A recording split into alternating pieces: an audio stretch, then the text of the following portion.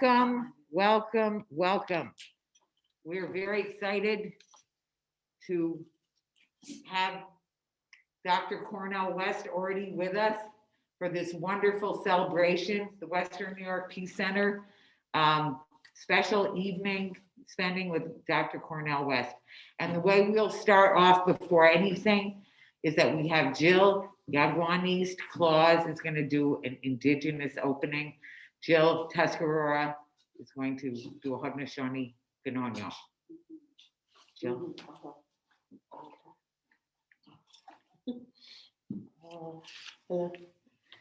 Just this a little bit.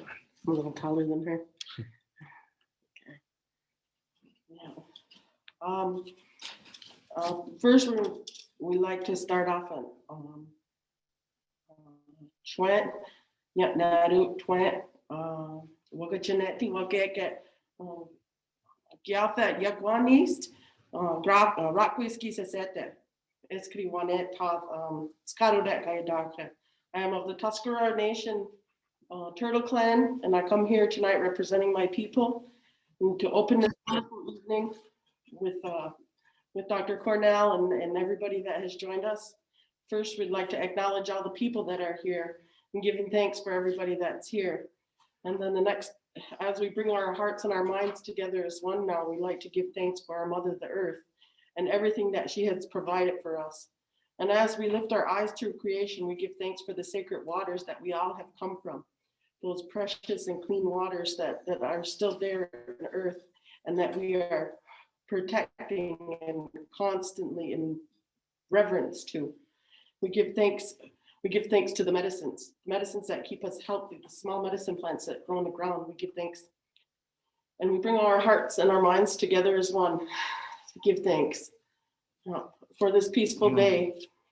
And like to continue to give thanks to the strawberries, the leader of the berries, and the maple tree, the leader of all that symbol of peace and strength for our people as well. Honor and acknowledge that live and remind us of the beautiful day that we have and to hear their song and their strength and sovereignty that they have. There are no borders for the birds and there are no differences between the birds, and they respect each other that way, as that's what they teach us. And we continue to lift our eyes up through creation, and we give thanks for the winds today. The winds that can be so powerful that they wipe this house right down. The winds that are so powerful that can push the trees down. And they're not like that we are able to sit here and bring all our hearts and our minds together as one and give thanks and acknowledge our relative, the trees. And we continue to lift our eyes up through creation, and we give thanks for the animals that live, the four-legged and the animals that walk about and give their lives so that we may have life. And we honor and acknowledge them as well. And once again, we bring our hearts and our minds together as one this evening to honor and acknowledge our relative, the animals. And as we lift our eyes up through creation to the winds, to the thunder beings, to the thunderers that strike any evil forces that are in the ground to push them back down or to turn away that negative energy and rejuvenate and wake us up and give thanks as we are all waking up, as humanity is waking up to this peaceful life that we have in this beautiful world that we have been blessed to have. We continue to give thanks, and we bring our hearts and our minds as one, together as one, to give thanks once again for this peace that we each and every one are sharing tonight. And as we continue up to lift our eyes up to the heavens, we give thanks for the sun, the elder brother, who gives us so much life, so much energy. We are so grateful to our relatives. We speak to you, elder brother's son. We say thank you. We continue on to give thanks to our grandmother, the moon, the oldest grandmother in all of the world. She leads all the women. We give thanks to our grandmother moon and all the women that she has governed, and all the children that we have come from. We have all come from our mother. We honor and honor and honor all the women in this world, lifting our hearts and our minds together as one to give thanks to our grandmother. And we give thanks to the stars, our relatives that have remembered their duties to rise every night.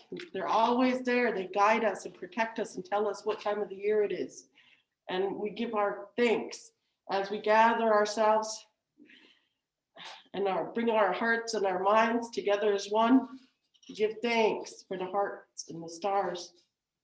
We give thanks to the four protectors, the enlightened beings that guide and protect us all around this world. We give thanks to you and the teachings to remind us that we are peaceful people and that we come here today to talk important things, to lift your ears up, pay attention, for the things we talk about are very important tonight. And they're listening, and we've invited them to come here to be a part of this. And we give thanks to the great life force, the great creator of all life,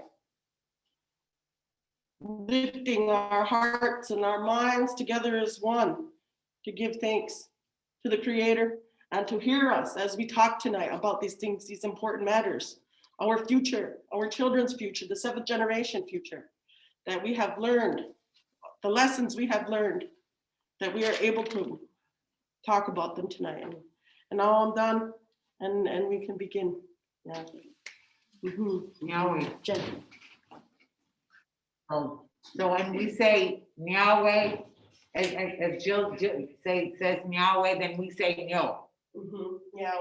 No. No. Good. No. Thank you so much, which it means thanks, the great thanks. So, and thanks so much to the creator, and thanks so much to you, dear beloved brother West, for coming and joining us here at this time, this very, very critical time. So we're just overwhelmed that you're managing to zoom in. And so what we'll do really is to go on, well, if you could just say hello first. I know people have been waiting for you.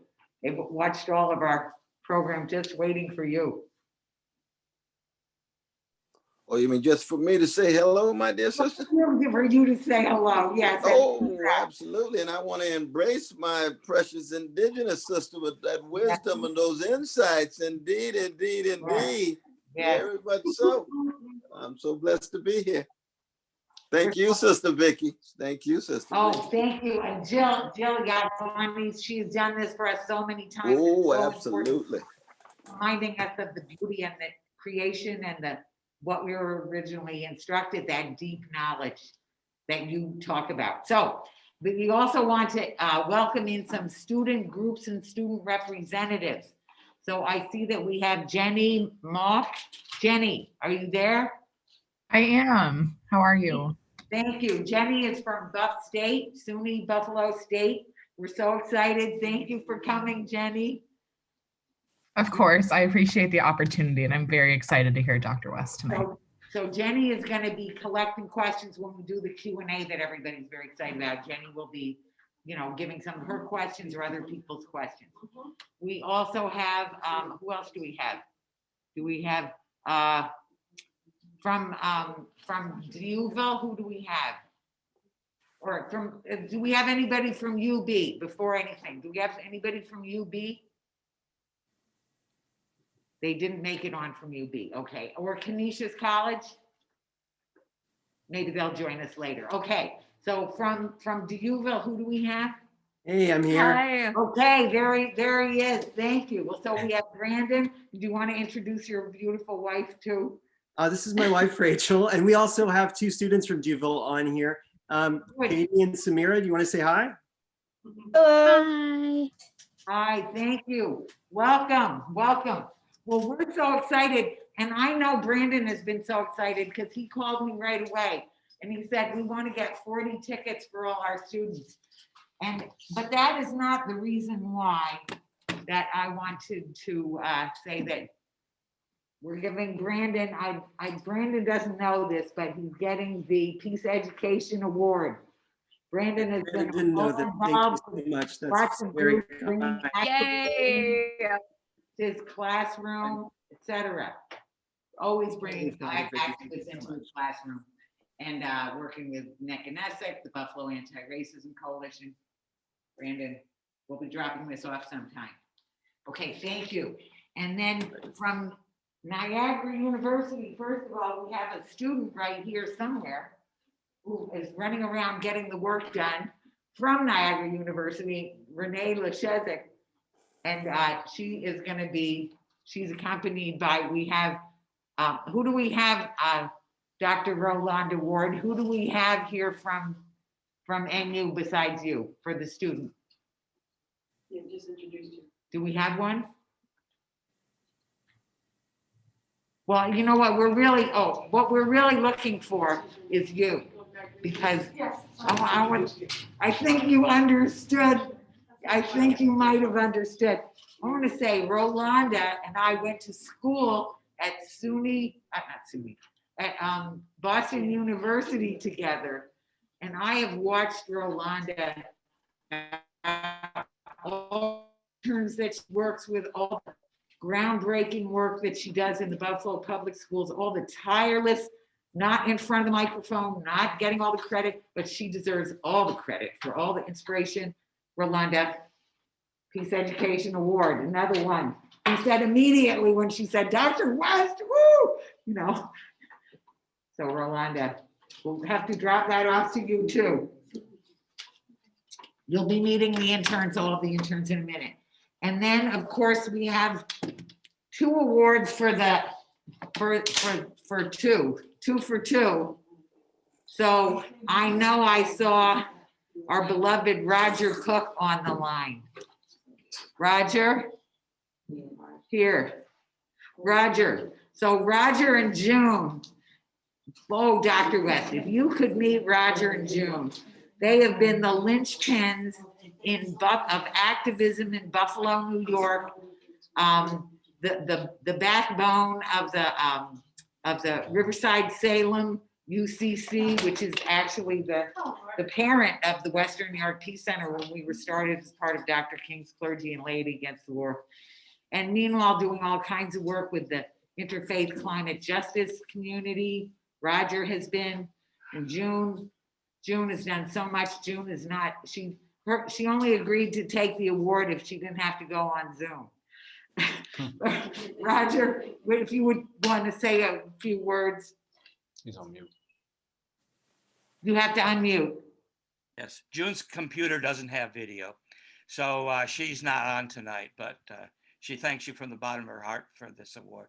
And I'm down here in Florida, having just finished working on the campaign, so I do have Zoom and video, so that's why I'm here. So Well, thank you so much. We're grateful for you, Roger, always, you and June, really, for so many years. And the thing is, they're still doing it. They're still doing major work, both of them. So thank you. And from there, we have 2 awardees here still in the room, which is maybe if we start with Jolanda Hill. Jolanda. So Jolanda, first of all, I've been working heavily with, I want to ask, actually, let me ask Deidre, our office manager and coordinator, is gonna present the award. Okay. Here. Should I still be up here? Okay. Here, so you can still stay there. Here. I'm just gonna do this. Hello. Hi, Dr. West. Hello, How everybody. you doing, my dear sisters? Very Hi, good. Dr. Thanks. Did you want me to read it? No. You just, yeah. Okay, so Share. Jolanda Hill works as a paralegal for the Western New York Law Center, partnering with Free the People, Partnership for the Public Good, and others. She is the principal organizer for the Fair Fines No Fees Coalition, which achieved the major win of getting all the new fees abolished, as well as instituting a new traffic stop tool. She is also the founder and leader of Colored Girls Bike 2 and is currently in the OSHI Leadership Program. Jolanda is devoted to building community and solidarity and developing a spirit of learning and listening, key to strong leadership. So this Emerging Leaders Award is to Jolanda Hill. Wow. Okay, I'm checking your hand, listen. I don't get a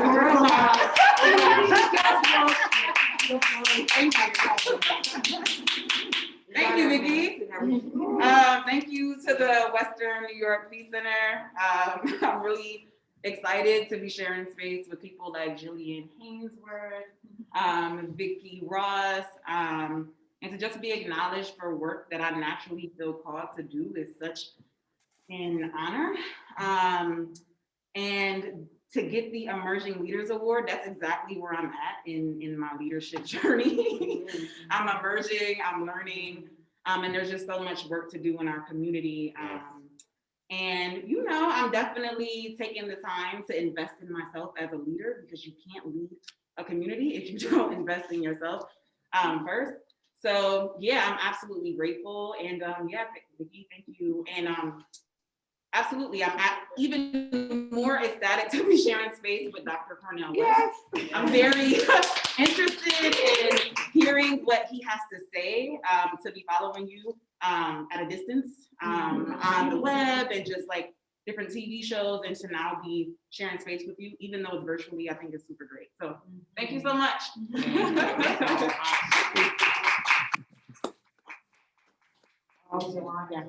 So we're so grateful. Now here, one of the things that's so weird on Zoom, so we've been Zooming through the awards, and I feel like I really didn't give some of the awardees a chance to say anything. So what I want to ask is that definitely stay with us so that, you know, you also can ask questions or make some comments, you know, along with the students when we have our very lively Q&A that we're very excited about as well.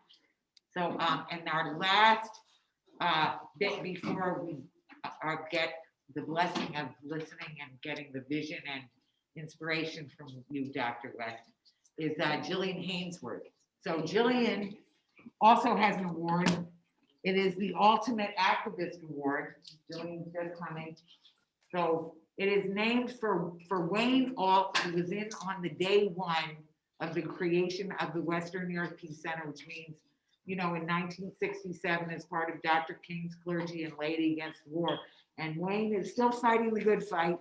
And he still tells me, I need another 50 push-ups, you know, but anyway, that is Wayne. So we call it the Ultimate Activist Award. And so the person who is getting it, Jillian Hainsworth. Jillian has been out there in every kind of a way for the healing work, for the truth-telling work, for the taking the community, leading the community, teaching emerging leaders through Open Buffalo. Shout out to Franchelle Parker at home. And then our who's on our board. We're blessed to have her on our board, and so many great board members. But anyway, you've seen all of that in our beginning program. So Jillian just deserves every kind of kudo, every kind of appreciation. And it not only is her leadership and her activism, but her poetry is really something very special. Her spoken word, her inspiration, her deep, deep commitment and love for the work and the people. So Jillian, you're the ultimate activist. Thank you.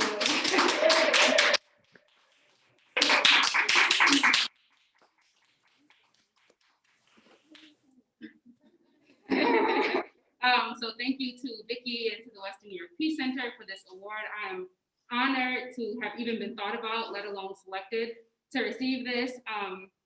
I would like to thank all of the activists and organizers in the community simply for accepting my activism. When I got started, I didn't know anything about organizing. I didn't know about building political power. I had my tools in my tool chest, and that was a pencil. And everyone accepted that for what it was and made space for it. So if you're thinking about getting into this work, just know that there is space for you. Whatever you have to offer, please bring that. We need that. And the only way that we are going to continue to work to liberate our people is if we do it together. So thank you so much for this. And I'm looking forward to continuing to serve my community and, of course, to hear what Dr. West is going to say. So thank you.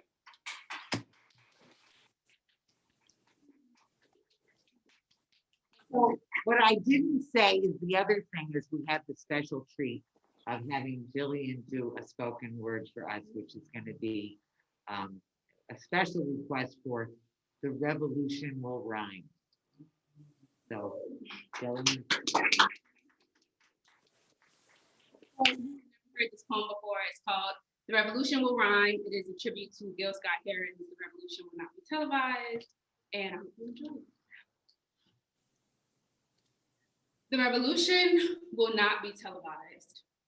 The revolution will not be streamed live on Facebook, Twitter, or IGTV. You will not be able to start it over if you missed a part, and you won't need to tap it twice to see its heart. The revolution will not be brought to you by Nike, the NFL, or Jay-Z. We will watch it succeed in HD without taking a knee. The revolution will not be televised. The revolution will be live. The revolution will thrive, and the revolution will rhyme. The revolution will be led by Black women who are just tired enough to do it ourselves. It will be rhythmic enough to follow the beat using drums and tambourines, focusing on the 2 and the 4 like a secret language that comes naturally. It will get louder when it's calling for the people's attention and quieter when it needs the people to listen. People listen. The revolution will be direct and unwavering without concern of being looked at as angry. It will be as big and natural as a Black Panther's afro without worrying about opportunity. It will be as interwoven as locks, but there will be nothing dreadful about it. And when light shines on the revolution, it will create a halo around it. The revolution will rhyme. It will be syncopated. It will harmonize. It will be caught and repeat. The revolution will rhyme. The revolution will leave no man behind. It will not be developed just to be displaced. Its purpose will not be extracted and repurposed or refocused. And the burden of education and comfort will not be tolerance and understanding is to the oppressors will not be able to be relying comfortable and fast forwarding through the hurt. You will not be a DVR, the revolution, or avoid spoiler alerts, or save it for a day that you choose to see its worth. You will not be able to mute the revolution, for it will be loud. You will not be able to shame the revolution, for it will be proud. The revolution rhyme. It will hold your attention and retain your momentum. It will float like a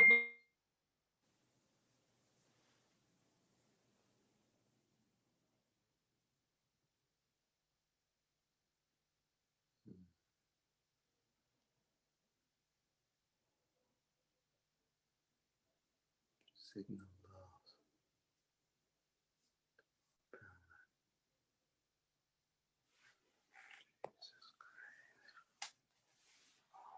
not just a quick fix, the revolution will rhyme. It may not always be politically correct, and it will not be required to forgive and forget. The revolution will remember all those who crosses its path with a message fierce enough to make the opposition fear its wrath. It will march through the valley of the shadow of death without regret of its past, and it is coming for what it is owed and refuses to settle for half. The revolution will not be televised. The revolution will be live. The revolution will thrive, and the revolution will rhyme. Thank you.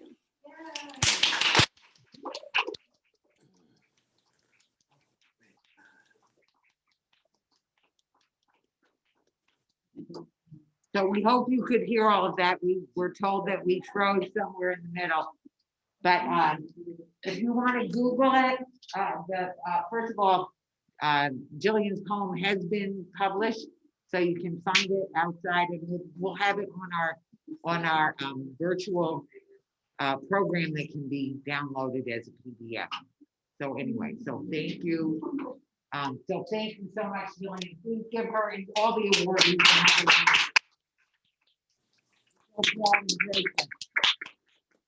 So proud and grateful too of Nicole Perone, who is being the webmaster for the webinar, and of course Deidre and Elle that you met earlier, and our 3 interns. So they're here. Wait a minute. Okay, so here we are. So now the moment that we've all been waiting for. So, beloved brother Cornel, where do we go from here? Well, can you hear me all right? Is it coming through all right? Yeah. Oh, wonderful, wonderful, wonderful. Well, let me just first say that I am so deeply blessed to come back to Buffalo to highlight 53 years of high quality service, love, and struggle for justice on behalf of my brothers and sisters of all colors who have chosen to build on the legacy of the clergy and laity concerned.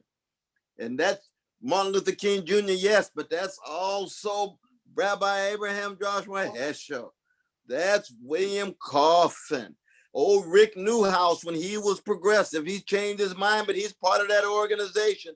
It's a whole wave of brothers and sisters who came together in the 1960s and said, we're going to connect the struggle against white supremacy and Pentagon militarism and Wall Street greed and trying to degrade the environment and losing sight of the humanity of our sisters who are the vast majority of humankind, and highlighting the predicament of our indigenous brothers and sisters and our Latinos. It is a humanistic solidarity. That's what's happening in Buffalo tonight.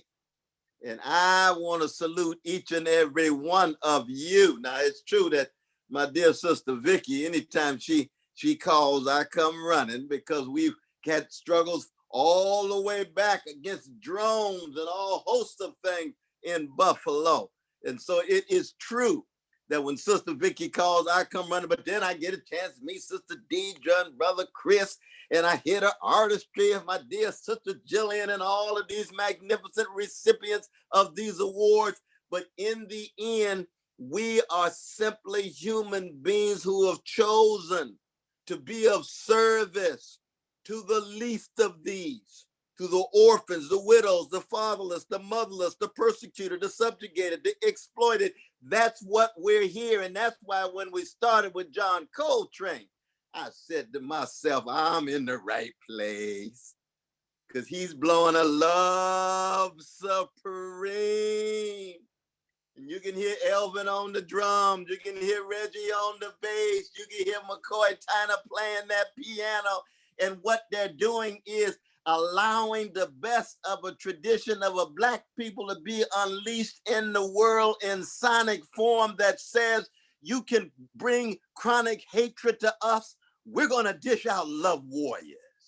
Here come Ida B. Wells Barnett. Here come Mary Colbert from Buffalo. Here comes Aretha Franklin, talk about respect, written by a genius, orders written from Macon, Georgia.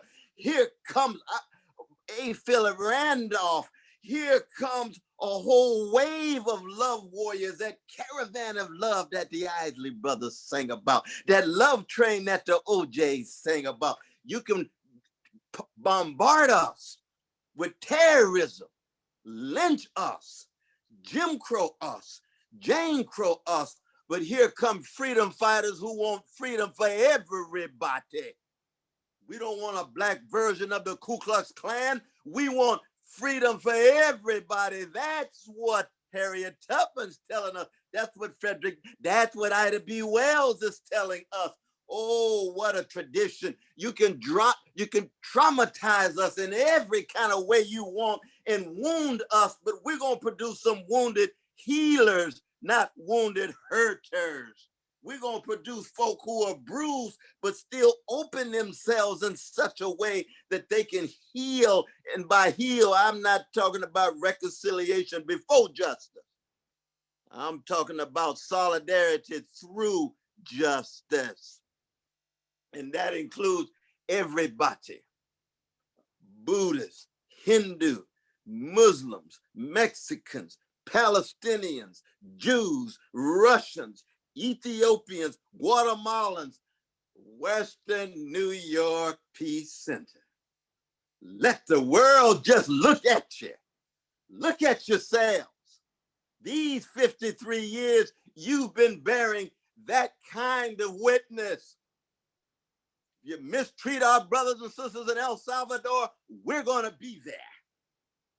You mistreat our brothers and sisters in South Africa, we're gonna be there. You mistreat our Jewish brothers and sisters in Russia, we're gonna be there. You mistreat our Palestinians on the West Bank, we're gonna be there. You mistreat our Uyghur In China, Muslims, we're going to be there. Baha'i in Iran.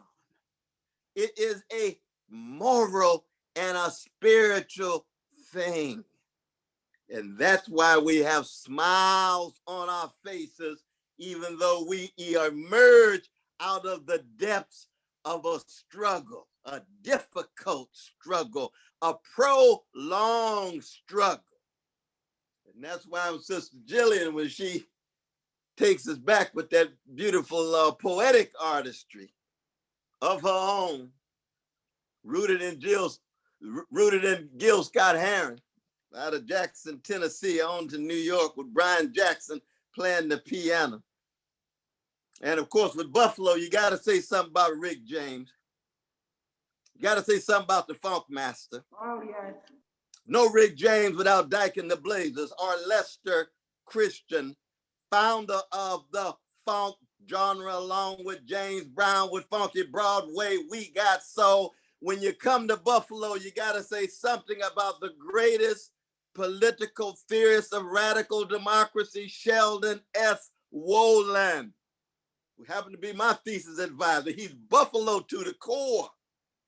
Got to say something about Richard Hofstadter, the finest literary stylist in the history of American historiography. You got to say something about Harriet Emerson Fosdick, the anti-pacifist, the anti-war preacher in New York for over 50 years. Oh, what a coming together we have in the city of Buffalo. I know it's just not cold up there with a lot of snow.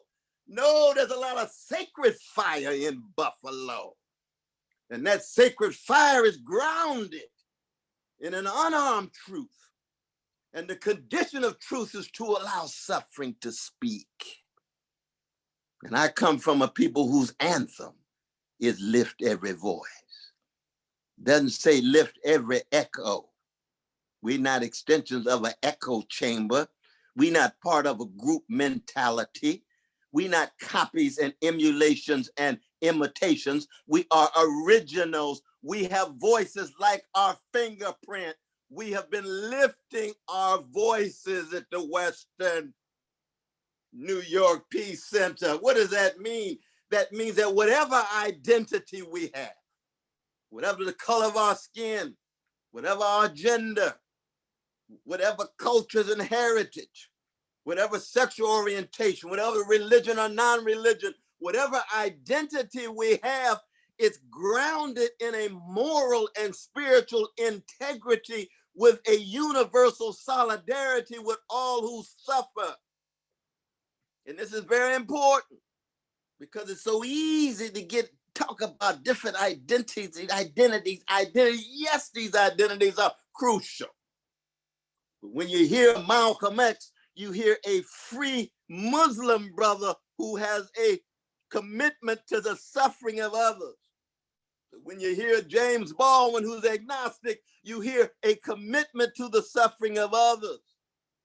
When you hear an Edward Said, who's secular and atheistic, you hear a commitment to the suffering of others. When you hear a Christian, like Martin Luther King Jr., Fannie Lou Hamer, Ida B. Wells, she was a freedom fighter and a Sunday school teacher all of her life. She's there with her Muslim brothers and sisters, with her Jewish brothers and sisters, with her Catholic, with her agnostic, with her atheistic, because it is integrity and solidarity based on a sensitivity to those who suffer and a willingness to take a risk, pay a cost, to be willing to engage in what you heard Coltrane blowing his horn. What was he doing? He was enacting what we call kenosis. That's what's been going on for 53 years. And what is kenosis? Kenosis. It is a emptying of the self. It is a giving of the self, a donating of the self, a sacrificing of the self. So whatever our gifts, whatever they are, we use those gifts to be of service to others. Now, in my own personal journey, it has much to do with the genius of Hebrew scripture. It says to be human is to spread hesed, loving kindness, steadfast love to the orphan and the widow, to the vulnerable, to the invincible, to those who are rendered invisible. That's what it is to be human. Do justly, love mercy, walk humbly with thy God. That he or she will be greatest, not like Alexander the Great, who conquers and dominates, not like Napoleon, not like the presidents of the American empire dropping bombs and drones. No, greatness will be measured by he or she who is willing to serve, to love, to promote justice with a sense of humility. And this is very important because justice, any justice that's only justice, soon degenerates into something less than justice if you don't have some love at the center of it, if you don't have some care at the center of it, if you don't have some concern at the center of it. So it's not justice as the new lifestyle. Look at me, I'm now more marketable because everybody thinks that I'm so popular because it's such a fad at the moment. No, not in the best of Buffalo, not 53 years in Western New York Peace Center. No. You talking about justice, that means you got a sacred fire inside of you that can never be put out, such that you're going to bear witness over against the grain. You're going to be in the world, but not of that world. You're going to be transforming that world. You're not going to be a conformist to that world. You're not going to be complicitous. You're not going to be complacent. You're not going to be a coward. You're not going to be a coward. You're not going to sell your soul for a mess of pottage in order to become part of somebody else's spectacle. And people can look at you and say, oh my God, the American dream has been achieved. Unbelievable success. I feel that I can live my life vicariously with all of these folk at the top, and they're so colorful and all these different genders. No, the question is, if you're at the top, what are you doing up there to help folk at the bottom? How are you using your success for moral greatness, spiritual greatness? That's the best of the Peace Center. It's the best of my tradition. That's the best of your tradition. And here we are now, the neo-fascist moment in the American empire, where we've been able, owing to an anti-fascist coalition, to push out a neo-fascist gangster. When I call him a gangster, that's not just name calling. A gangster is somebody who believes might makes right. A gangster is somebody who believes they can say and do anything they want and get away with it. A gangster is somebody who thinks they can crush the weak and the vulnerable. Immigrants, Muslims, Black folk, women, workers, anybody that think they can crush and get away with it. That's what a gangster is.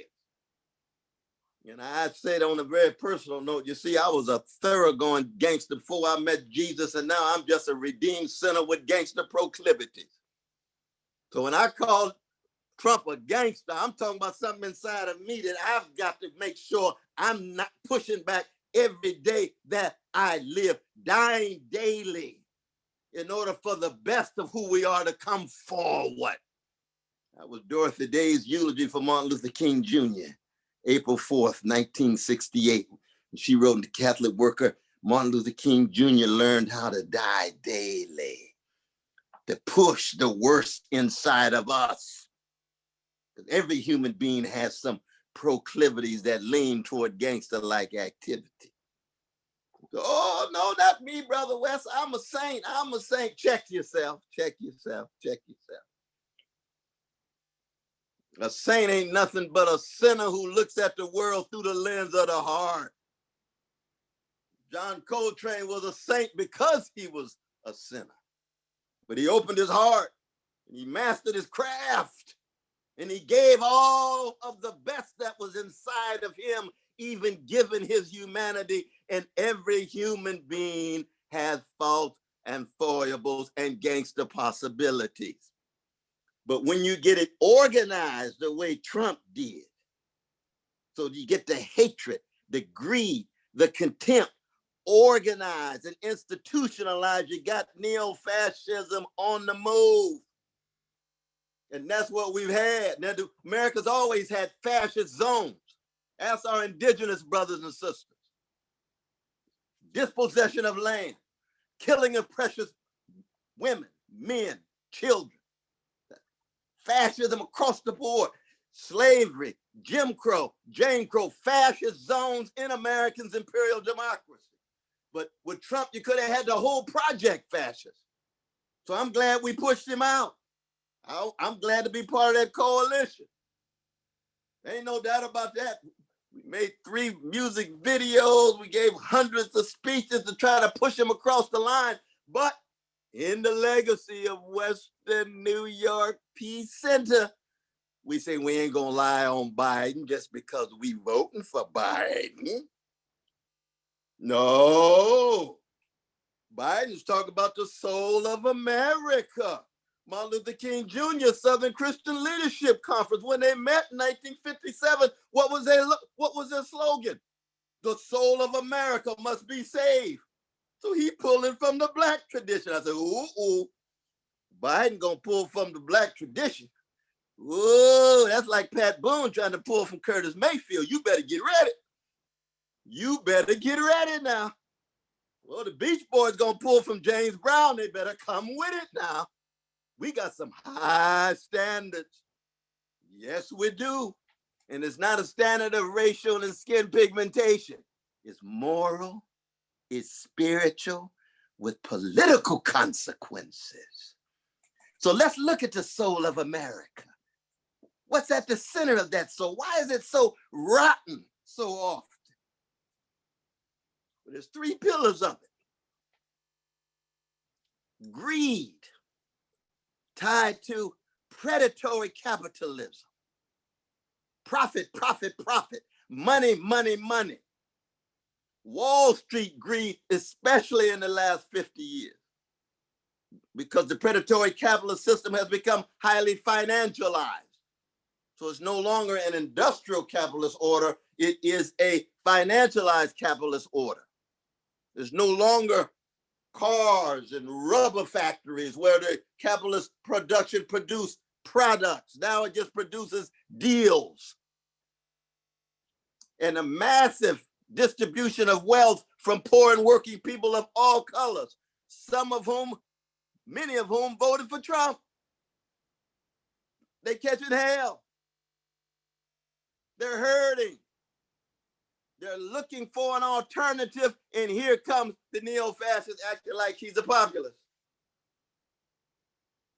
That's one pillar of the rot in the soul of America.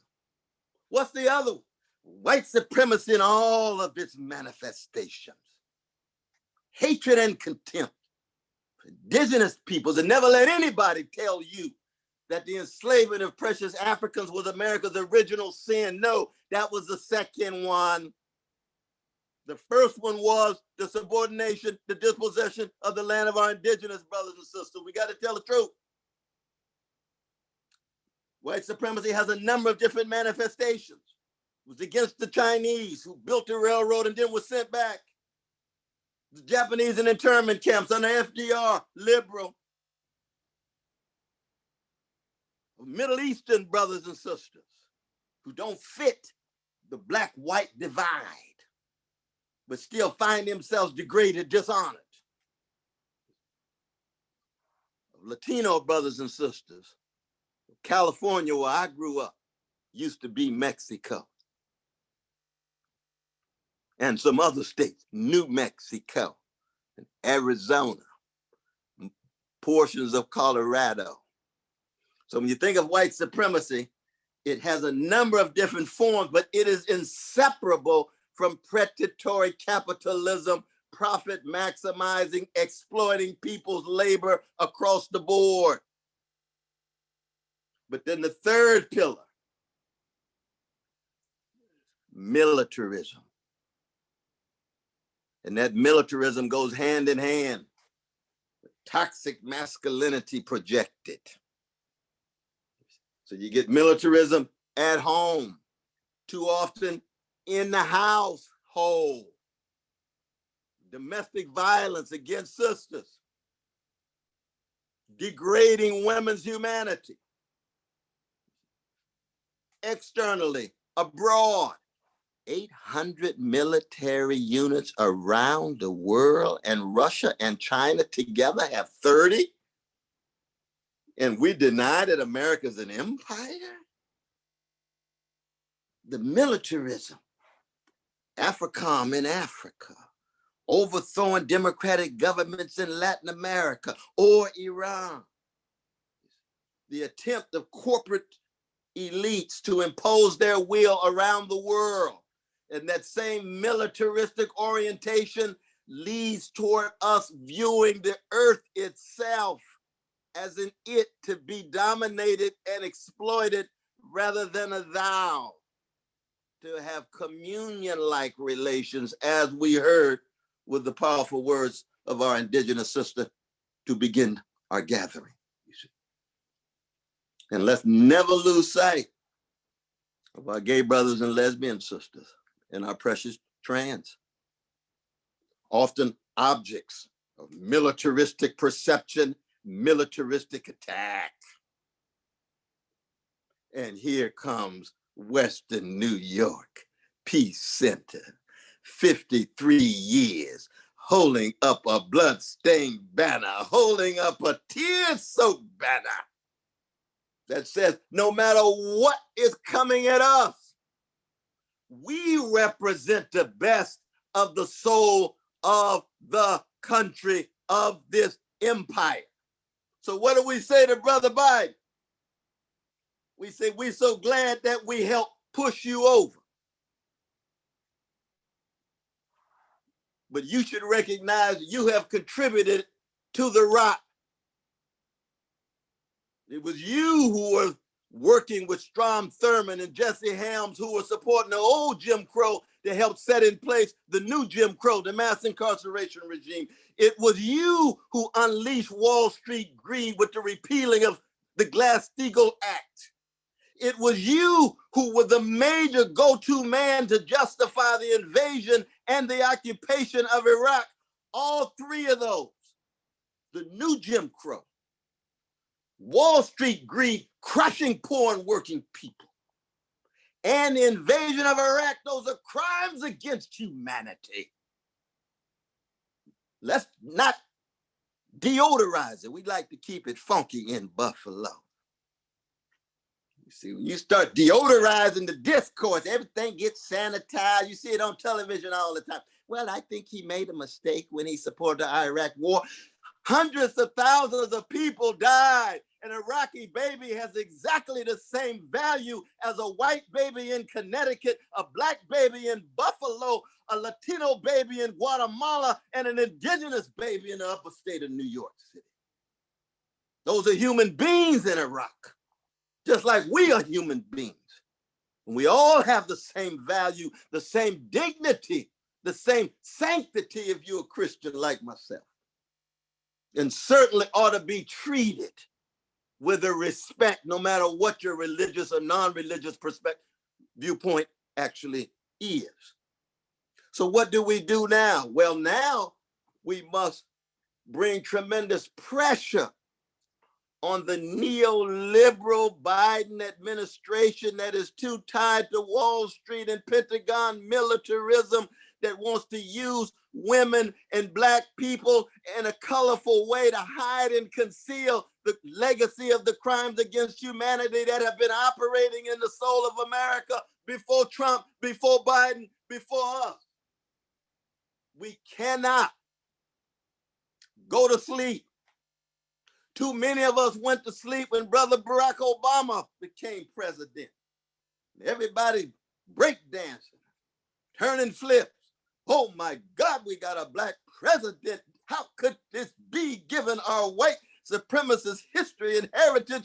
I was breakdancing for about half an hour because I was celebrating too. But that was a symbolic indictment of white supremacy. The structure was still in place. The predatory capitalism was still in place. The militarism was still in place. And what did Barack Obama do? First thing he did was bail Wall Street out. And the homeowners went under. Middle class lost over 45% of its wealth. Poverty rates went up. Unemployment went up. What else did he do? Extended the military budget. Dropped drones. Over 20,000 bombs a year, 563 drones in 8 years. Now, George Bush dropped 45 drones. And I'd call him a war criminal, because those are war crimes when you're dropping drones on innocent people. Barack Obama dropped 563. It's over, Brother West. How come you so hard on the black brother? You black too. Y'all supposed to be in solidarity. You're supposed to protect him against Fox News. Yes, I agree. Fox News lying on him. When they lie on him, you tell the truth. And you better not mess with Michelle or the kids, because I'm a Christian and not a pacifist. But when you dropping the drones, when you giving the orders, and it's 563, and thousands of innocent folk, including children, are dying in Somalia, in Libya, in Afghanistan, in Pakistan, and those children have exactly the same value as children anywhere else. Those are war crimes. Just like Johnson in 1965 and 66 and 7 and 8 in Vietnam. We have to be morally and spiritually consistent if we're going to build on the best of those who came before, no matter what color, gender, national identity. We're talking about something human at the deepest level. That's Western New York Peace Center.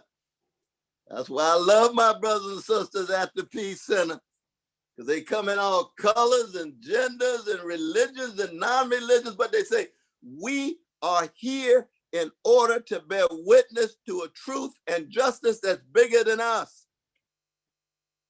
And it lures us and teases out the best inside of us. And that's what solidarity is. And that's what we need more than ever. Now, we must acknowledge part of that solidarity did push out Brother Trump himself, the neo-fascist gangster himself. Time to take a breath, celebrate for a little bit, and then refortify ourselves. And I'm going to end on this note of fortification, because when you fortify yourself, you fortify in order to fructify. And what is fructifying? Well, my Bible tells me, by your fruits you shall know them. It doesn't say by your foliage. It's not what you're wearing. It's not how you look. It's not the clothes that you have on. It's by your deeds. It's by your praxis. It's by your service. That's fructify. And when you fortify yourself, you put on your whole armor, the armor of your mind, so you can think critically and see the relation between Black Lives Matter movement dealing with police power and police murder, and connected to Wall Street power and Wall Street greed, and connected to Pentagon militarism and Pentagon crimes around the world. They all are interconnected. Middle East, Latin America, Africa, Europe, and we're concerned about human beings around the world. In the language of Malcolm X, my dear Muslim brother, catching hell. But then we respond. And I call it prophetic bounce back. By bounce back, I mean we are the countervailing voices lifted, not the echoes who are conforming. We are the countervailing voices. We have countervailing ways of looking at the world. We watch the corporate television. You say, oh, I notice you all say very little about U.S. foreign policy. You say very little about the bombs drop. You don't say anything about drones. You don't say anything about the corporate interests in Africa. Very little about the corporate interests in Latin America. Buffalo, Peace Center, they've been looking through those lenses for a long time. A long time. Indeed, to see more clearly and then to feel more deeply. You see, to have a sensitivity for all human suffering and even sentient suffering. I know some of you probably have dogs and cats and things. Maybe a few of you can't live without your dog or cat. It's a beautiful thing. They are sentient creatures too. And you feel for them. You have a sensitivity to their suffering. So it is with our brothers and sisters in the hood, in the barrio, on the so-called reservations, poor white brothers and sisters in Appalachia, and then those oppressed peoples all around the world, seeing more clearly, feeling more deeply, and then acting more lovingly. Now, it's true that I've said oftentimes, never forget that justice is what love looks like in public. But I want to end with tenderness is what love feels like in private. You can't be a freedom fighter if you don't have a tenderness. James Baldwin used to say Malcolm X was the most tender man I ever met. Well, you see, that's not what the mainstream views Malcolm, because he had a righteous indignation. He was like Jesus when Jesus went into the temple and ran out the money changers. Oh, you don't see that Jesus on the walls of too many churches, do you? And you certainly don't see that Jesus on the walls of our right-wing Christian evangelical churches. Oh, no, that Jesus would turn their world upside down. But that's why he was crucified. He ran those money changers out of the temple. Now, what is the temple today? Wall Street, White House, Hollywood, Harvard, Yale, Princeton. All of the elite sites have money-changing like qualities. And Jesus said, I got to run them out in the name of poor people. I got to run them out because they're too greedy. They're too avaricious. They tell too many lies to hide their crimes. I got to run them out. Jesus, you're going to be crucified. They're going to kill you as a political criminal. Then that's the price that I got to pay. And you don't have to be a Christian. You don't have to be a follower of Judaism or prophetic Judaism or any other religion to see the power of that story. It's that love overflowing. It is the self-emptying in service to others, to telling the truth, seeing the world a certain way, feeling deeply, then acting. And we've got to do that together. And we do it with a tenderness. We do it with a kindness. We do it with a soulfulness. And see, I come from a soulful people. Oh, yes, you just listen to a little Aretha tonight, and you'll understand what I'm talking about. Soul, and soul ain't nothing but the sharing of a soothing sweetness against the backdrop of a grim catastrophe. So no matter how much catastrophes coming our way, we will never have the last word. Because if you have a sacred fire inside of you the way the Peace Center has had for 53 years, and you have the tenderness and the righteous indignation and the analysis that connects predatory capitalism and white supremacy, male supremacy, and Pentagon militarism, then you are fortified to fructify. And all of our deeds together can leave the world just a little better than we found it. You all have been so kind to allow me to talk so long on the Zoom, but I'm willing to stay as long as you like for questions and answers. I've come here to learn. I've come here to listen, but I've come here most importantly to rejoice for 53 years of struggle and to acknowledge at this particular moment, we're the neo-fascist gangster on the way out of the White House, built primarily by enslaved Africans, Black people, that we still got a whole lot of work to do with smiles on our faces, sacred fire in our souls, analytical tools in our minds, a willingness to come together, but to do it with a smile, with a smile. Thank you all so much. And we're gonna have a good time for dialogue.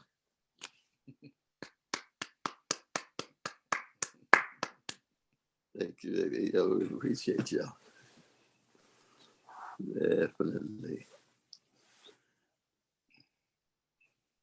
Well, that was on mute, but I think we made a lot of noise over many places. So our plan for the Q&A. So first of all, we don't even know how many people have joined us, but there's hundreds. And then a lot of them are having watch parties in their own little clusters. We do have our wonderful watch parties, our panelists and our awardees. And we also have our 3 wonderful interns and all of our great attendees that we're so grateful for. So what we thought we'd do is alternate. So I want to ask Rolanda, Dr. Ward, if she would like to take the first question. Would you? Dr. West, I just want to say it is Not such to a put you on the privilege. spot. You are on mute, by the way, I think. I think I'm unmuted. I can hear your lovely voice here now. Okay. Right. Okay. Yeah. Oh, So yeah, Dr. yeah. West, I just want to say thank you so much for being here with us today. It is such an honor and a pleasure. I read you back in divinity school about 20 years ago. And I remember sitting around the table with one of my professors, and he was just like, he would challenge me with your material back then. So I think one of the questions that many people are struggling with is that many folks didn't see the outgoing president as a bad person, as a person who was without morals. They saw him as a person who needed to proclaim the white supremacy message in its covertness and its overtness. So I think the question that I have for you is, given that so many people supported him, what do we say to those half of the nation who voted saying, you know what, this isn't our work, right? They don't want to be on this train with us. So what do we say to them? Oh, it's a wonderful question. I salute the work that you are doing. Absolutely. And the name of your professor who you were talking about was what?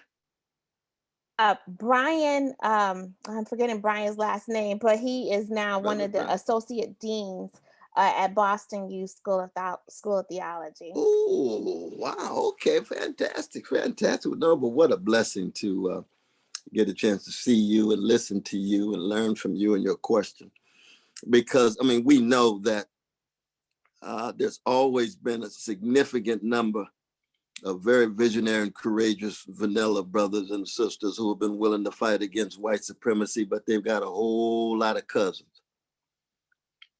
And a lot of those cousins haven't got the memo. And that's just what it is to be in America.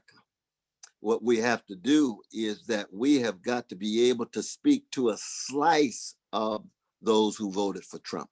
Some of those who voted for Trump voted for my dear brother Bernie Sanders, because they were critical of the indifference of the neoliberal elites that was hemorrhaging the wealth at the top, increasing poverty, increasing wage stagnation, and they were looking for an alternative. And once Bernie got crushed by the neoliberals in the Democratic Party, once we got crushed by the Democrats and the neoliberals in the Democratic Party, they were not going to vote for neoliberals, so they swerved the other way. Now that's a slice. We're just talking about a slice now, but we got to be able to speak to them. That's very, very important. The other side of this is that there always some possibility of persuading even some of the most racist and sexist folk, providing lens that they have never had a chance to look through, providing an analysis that allows them to recognize that we are in solidarity with their suffering. It's just that they express it in a xenophobic manner, in a racist manner, in a sexist manner, in a homophobic or transphobic or anti-Jewish or anti-Muslim or whatever it is, you see. But there's always going to be, white supremacist folk around. There's no doubt about that. And they will be manipulating. But the thing is also, you see, we've got to keep track of the forces behind these parties. And that's what I mean by Wall Street. That's what I mean by the military industrial complex and the elites, the war profiteers and so forth. They're oftentimes invisible. So that, for example, we're down in Charlottesville, you got the neo-fascist sick white brothers spitting at us and cussing at us and so forth and so on. And that there's a sense in which they're making those choices, but they're also foot soldiers for forces behind them. And many of those forces behind them are wearing suits and ties and living like kings and queens in their mansions and on their yachts and so forth and so on. See what I mean? So that we got to keep track of both. The good news is that, we got over 70% of Americans who support Medicare for all. We got a younger generation. If the only folk who vote in America were under 35, Bernie Sanders would be in his second term. So that new generation has a new sensitivity. Largest protest demonstrations in the history of the country.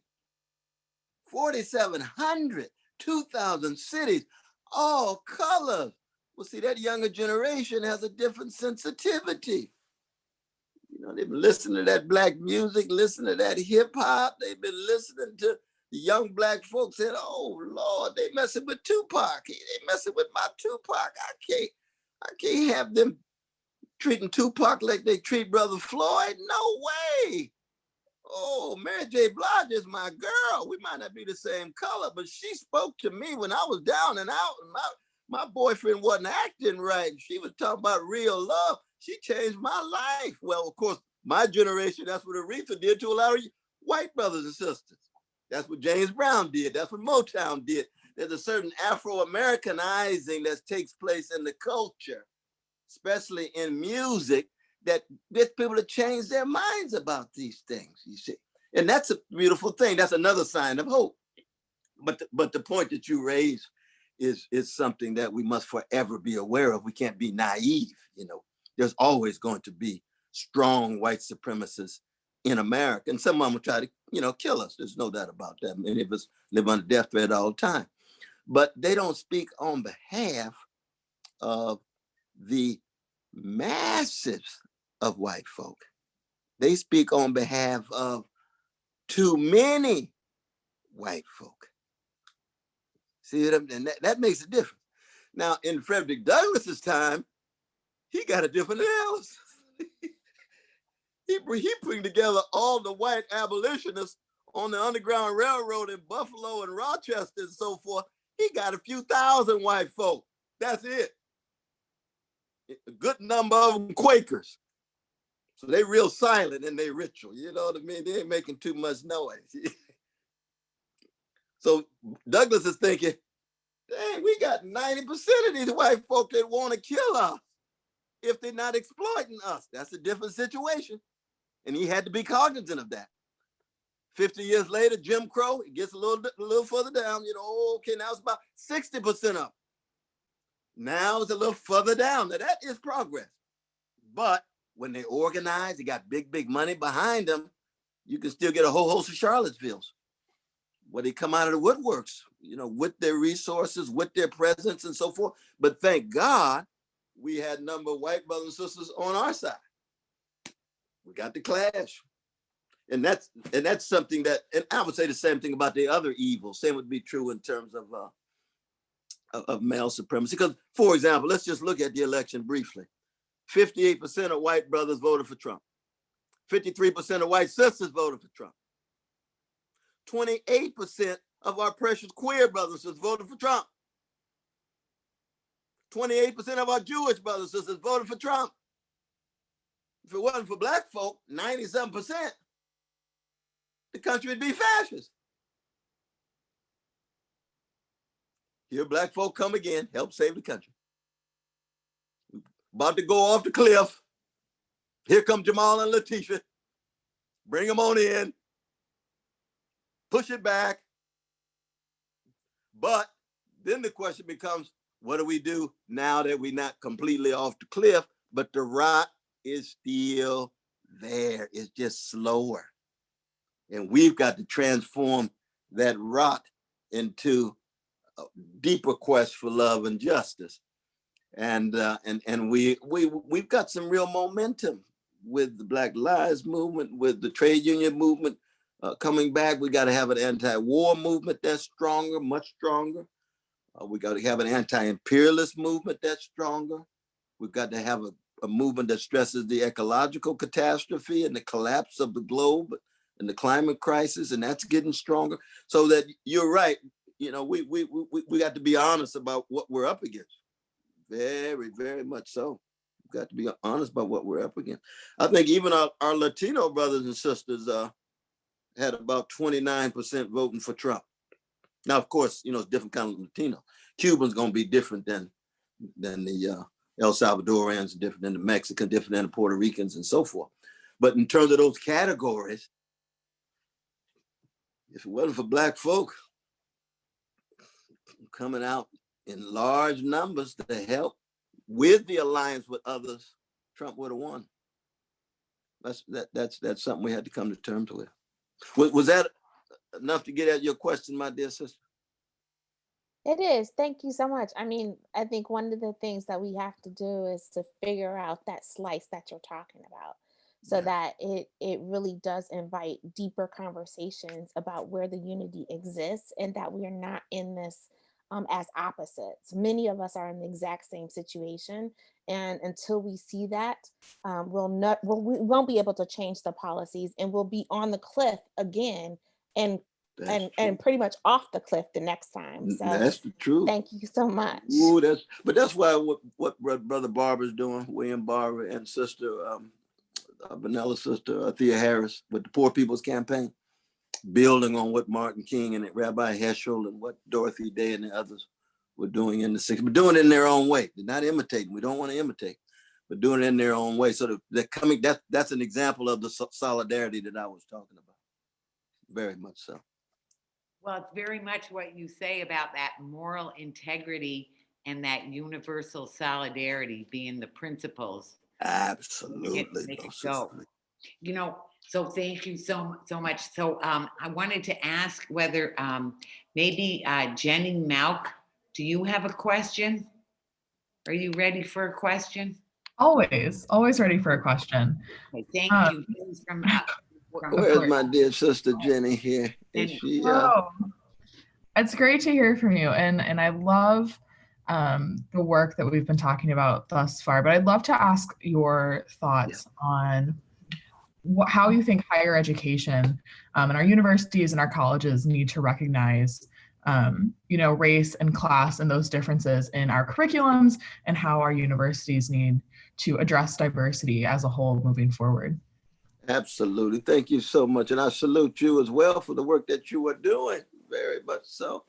But I think that, you see, to be an institution of learning, be it higher education or kindergarten or junior high and so forth, that, you're trying to get young people to attend to the quest for truth rather than be distracted by half-truths and lies.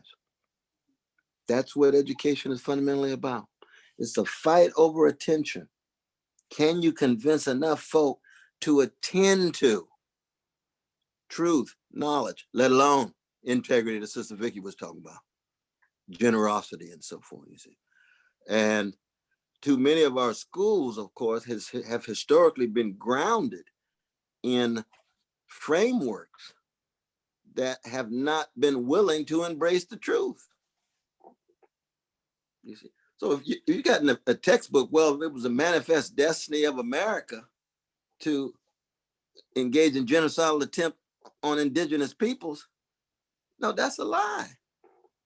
That was a vicious, immoral choice driven by greed. Tell the story. And people, oh, that's political correctness. No, we just want to get the truth. That's all. Well, we notice you're right. You got textbooks and you hardly even mention slavery. How are you going to talk about your economy? If 22% of your population were enslaved in 1776, and their labor producing the wealth, which is a precondition of your limited democracy. You got to tell the truth. Oh, no, that's anti-American. No, that's anti-injustice in America. That's the quest for truth in America. That's not anti-American. All the crimes of America doesn't exhaust everything about America. There's always been Americans who have been against the crimes. Why you erase them? See what I mean? They have to be part of the curriculum. So young people have to be able to know, not just Martin King, but they got to be able to know all of those freedom fighters in Buffalo. I was talking about Sister Mary Colbert. They got to know the truth bearers, the justice seekers in Buffalo, because they played a role in keeping alive the legacy of truth in the schools when the schools were telling lies. And again, we have to do it. We had to say that not in a self-righteous way. You just had to point out and say, oh, I noticed you got your book here. This book is not telling the truth. Who wrote this book? Right. You know what I mean? Where is this coming from? Good God Almighty. And this is true across the board in the arts. It's true in culture. It's true in the economy. It's true in politics and so forth and so on. Very few people know how many of the Supreme Court judges were slaveholders up until 1865. Or the vast majority of the Supreme Court justices were. And the presidents were. Oh, that makes George Washington look so bad. And he was just such an honest man. Sorry about that. We're going to have to tell the truth about Brother George. We're not putting George down. He won 3 out of 9 battles and the right ones and was part of an urban guerrilla violent insurrection and revolution against the major empire of the day. I'm an anti-imperialist. I'm in solidarity with George Washington against the British Empire, but he's a slaveholder too. I'm against slavery on moral and spiritual grounds. So we got to tell the truth about George. Got to tell the truth about Thomas. Got to tell the truth about Alexander Hamilton. Alexander Hamilton, Broadway, everybody dancing, feeling good. Hey, wait. This man got a lot of different sides to him. Let's just tell the full truth about Alexander Hamilton. You see what I mean? It's true for us, true for them. That has been reflected in the curriculum, faculty, administration, presidents, student body, staff. And in a way, I don't like the language of diversity. You know what I mean? When they start talking about diversity, equity, inclusion, I say, ooh, that's those bureaucrats coming up with those deodorized categories again. You see, white supremacy ain't diversity. That's my grandmama getting raped. Male supremacy, that's women getting crushed. That ain't no diversity. Those are evils that we have to come to terms with. You see what I mean? The class subordination of the bosses and killing workers. And so that's not diversity in regard to class. No, that is the vicious rule of capital over labor. Oh, we got to have some gays and lesbians. No, Stonewall was a insurrection against an evil called homophobia. People were killed. People have been closeted. People have been traumatized. People have been spit on. This is not diversity. You see what I mean? But we have to be able to tell those truths in such a way that people don't feel as if, we somehow we dragons or something. It's like, oh my God, these people tell these truths and just make me want to collapse. And so no, we all of us recognize that there's evil inside of us. That's part of the humility.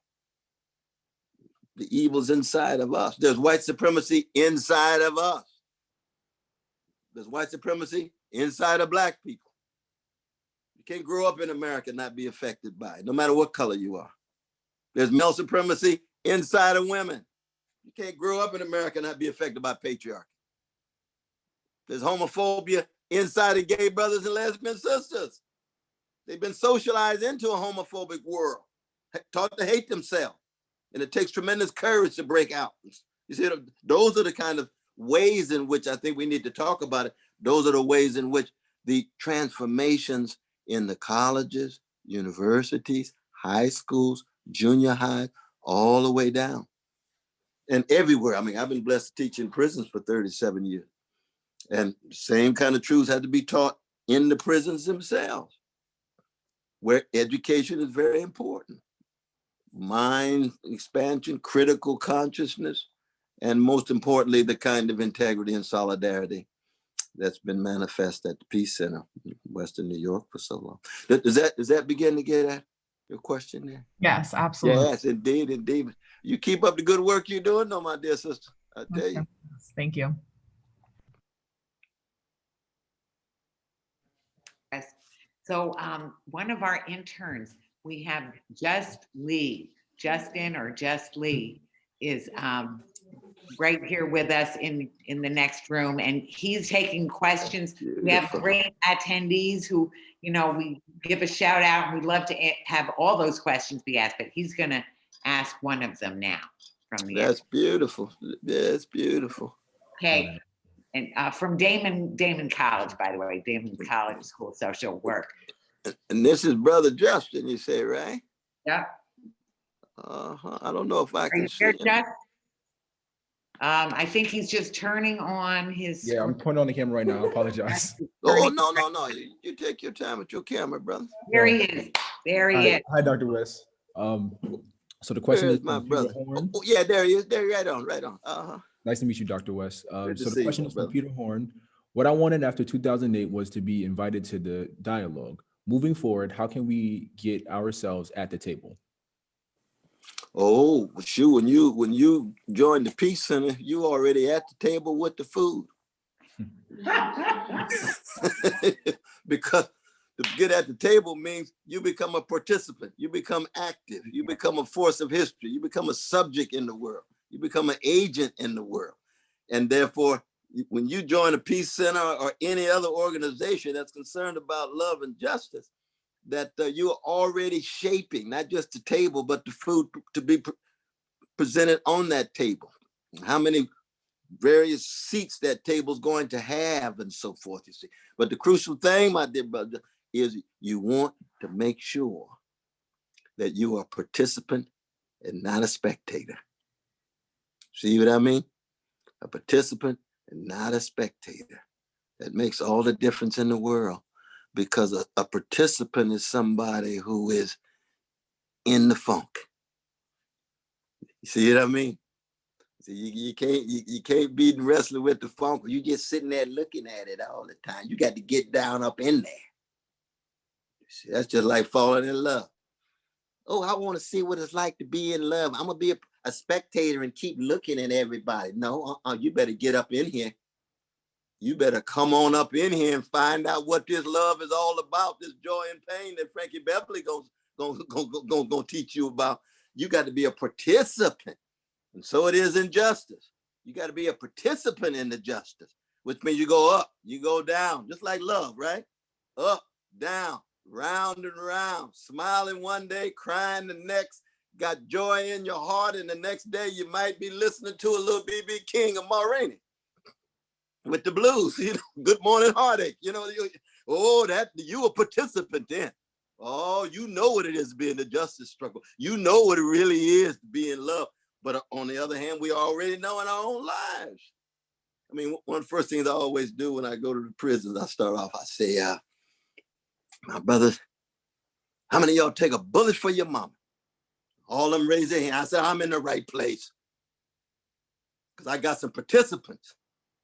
Something bigger than their egos, bigger than their narcissism. They connected to something bigger than them. They willing to sacrifice for their mama. That's the hook. Because if you get something bigger than your ego, bigger than your narcissism, like your mama, your daddy, your friend, your grandmama, your friend, your partners, your companions, then you're already a candidate for being a participant. Now, one of the saddest features, and we won't go into this right now, but see, one of the saddest features of our day, this is the depth of the spiritual decay and moral decrepitude, that we've got more and more people who are like Shakespeare's Hamlet. See, Hamlet suffered from the inability to love. And that is the worst thing that could ever happen to any human being. The great Dostoevsky called it the worst hell, to suffer from the inability to love. And what happens when you're unable to love? All you can be is a spectator, because you never want vulnerability. You'll never know what love is without being vulnerable, right? You never know what love is without being invincible. You never know what love is without making a sacrifice. You never know what love is without giving something and learning how to receive. But the spectator is outside of all that all the time. So that what happens is you end up with a whole culture of lust. And lust is just easy. You get a little titillation, stimulation, move toward domination, feel good about yourself, and you end up with your whole life and a whole culture producing a joyless quest for insatiable pleasure. So you can get all the pleasure in the world, but no joy. All the titillation in the world, no care. You remember what Aretha says in Respect, TLC? What does that TLC stand for? Tender, love, and care. See, that's not titillation, stimulation. No. You got to get vulnerable. You got to get in the funk. You got to be a participant. That's what it is to be an activist too, my brother. A political activist. And the wonderful thing about the Peace Center is it's been in the funk for 53 years. Right there. And in that funk is just like your mama's womb. When you were born and when I was born, what was in that womb? Blood, sweat, tears, love, joy. That's the place to be. And of course, if we hadn't been in that womb, we wouldn't have made it unless you opted for cesarean section. We wouldn't have made it. Everybody got to come through the womb, you see. You got to come through all that blood, all that love. Every human being. But we end up afraid. We end up scared. We end up too cowardly. So everybody want to be a spectator nowadays, you see. You end up with a whole culture of peacocks. Because the peacock just want to be an object of the spectator. Look at me, look at me, look at me, look at me. Say, oh, no, I don't want to be a peacock. No, not at all. A peacock strut because they can't fly. I want to get way up off the ground. I want to see what's going on in the world. I see people suffering over here. I'm going to zero in and be in solidarity and be a participant. I see folk having a party over there on a Friday night. In the name of Jesus, I'm going with my cognac to party down because I want to be part of that joy. I want to be part of. You can't dance if you don't want to be vulnerable. Can you imagine somebody trying to dance and still being a spectator? No, you better open up and start moving your so and so. You better go on and break down and do what you're supposed to do on the floor. Hey, participant. I know I'm going on and on, but I'm giving all these examples because thank God your generation already enacts what I'm talking about, brother. 4,700 demonstrations. Me and my dear brother Roger, I'm seeing brother Roger, and he was the same thing with the sister who was the recipient. He'll tell you about what it was to be a participant 20 years ago, 30 years ago, 40 years ago, and all the hell that he caught. And yet he still got a smile on his face, looking for expansion, but he had to sacrifice. Is that right, brother Roger? Am I telling the truth? That's right, brother. You have been a long distance runner and still got sacred fire inside of you and still got a smile on your face, my brother. I have a question for you. Absolutely. Back in the, I'm going back in time now, old timer here. Yes, back yeah. in the late 1970s, you remember William Wimpensingher, the president of the International Association of Machinists Union, Absolutely. a self-avowed DSA member. That's and right. We had Donahue in those days, and if you remember, he got on Donahue's show. But that talk at that time was military conversion, and here you had the president of a union which represented workers who produced planes at Boeing, a lot of military planes. My question is, in terms of, so we had that whole demilitarization movement being at least talked. In Buffalo, the United Auto Workers actually hosted a meeting of union folks and Peace Center activists at the Union Hall. And Wimpensingher wasn't there, but some of the IAM people were. And my question is this, do you see the opportunity with the Green New Deal and the need to, it seems to me, demilitarize in order to economically make the New Deal work? Do you see some opportunities here for building a coalition, perhaps like we had at that time? Or is this just ancient history? Am I living in the past? I'm just wondering what the opportunities might be. No, I appreciate that though, brother. And the important thing is that we can always learn from the great examples of the past. We can get great insights as well as great witnesses. And Wimpensingher, when you say his name, it reminds me with the meetings we used to have with my dear brother Michael Harrington and Sister Barbara Ehrenreich and Stanley Aronowitz and others concerned about trying to ensure that the trade union movement was an integral part of any serious talk about fundamental transformation of the country. And the trade union movement has to play a serious part. There's no doubt about that. And the demilitarizing is something that must come back. Many of us have been pushing this in terms of the Black Lives Matter, talking about the reallocation of funds of the police and defunding the police and so forth. See, the demilitarizing and the radical defunding of the Pentagon, the major cuts that need to be made so that we have some resources for education, healthcare, housing, and so forth. Those are indispensable. And Brother Bernie Sanders, of course, was talking about it. But this is where the Democrats come in, because see, most of the Democrats vote for the expansion of the military budget under Trump, including some of the members of the squad. We love the sisters of the squad, but you have to have a much more consistent Martin Luther King Jr.-like, Western New York Peace Center-like perspective on this thing. And that's what William had back then. But it's something that, of course, even goes much further back than him, because he was building itself on a tradition. The same would be true in terms of Wall Street. You see, you look at the both Republicans and Democrats, they have defunded the police in terms of regulating Wall Street. That's where they get away with murder. They get away with greed. Nobody say nothing about that.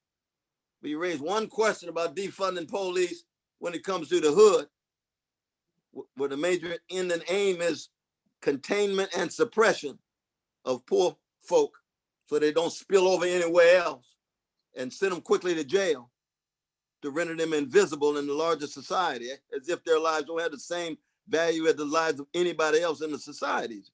That you can see the hypocrisy there. You see the hypocrisy there, and that hypocrisy needs to be pointed out.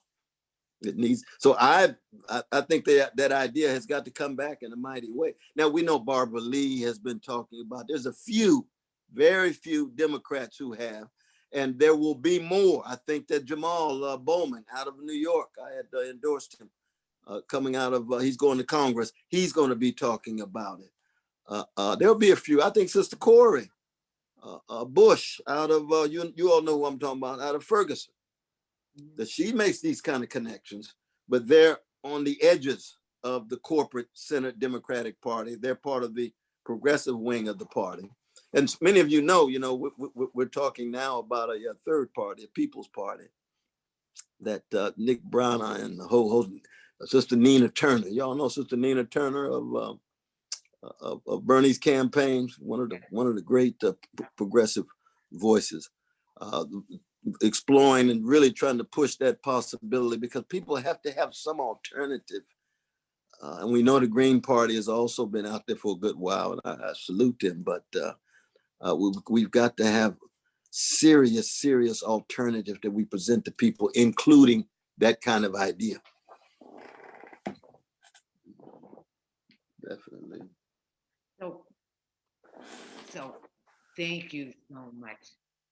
So, in the effort, there's so many questions, and we'd love to take all of them. I'm sure we won't get through all of them.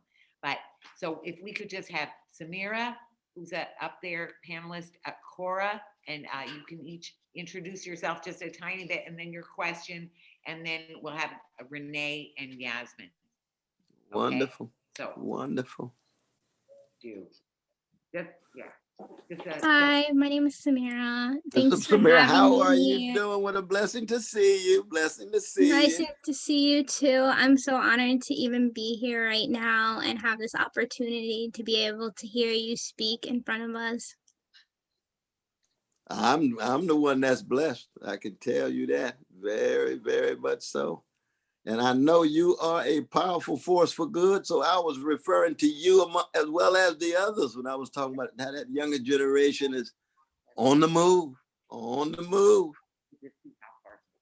Yeah, so that's exactly what my question is about. Like, as you said, like this younger generation, like my generation, so far, like we've done like the protest for like Black Lives Matter and like police brutality. So now, post-election, like what are some things that we can do like physically to make sure that we're not just spectators, and to make an impact and to change this like American society that has become the norm?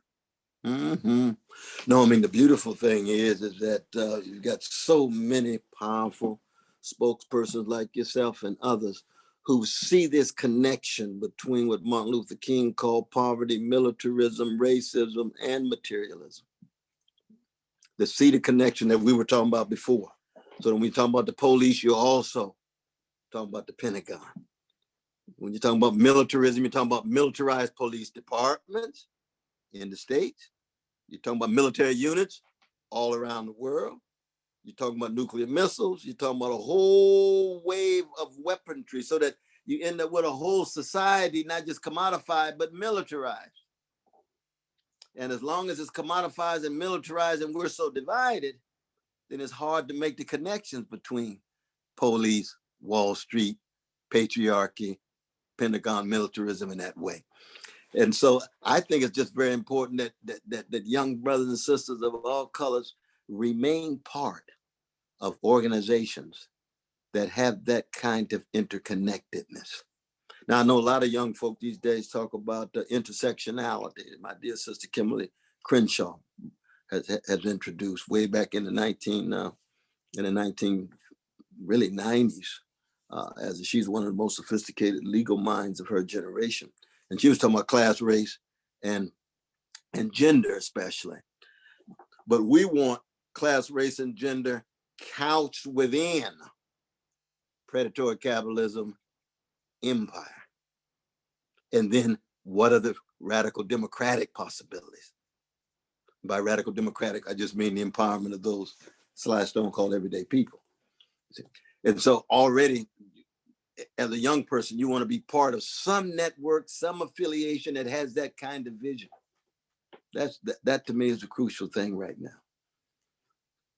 Definitely. Does that begin to get at your question now?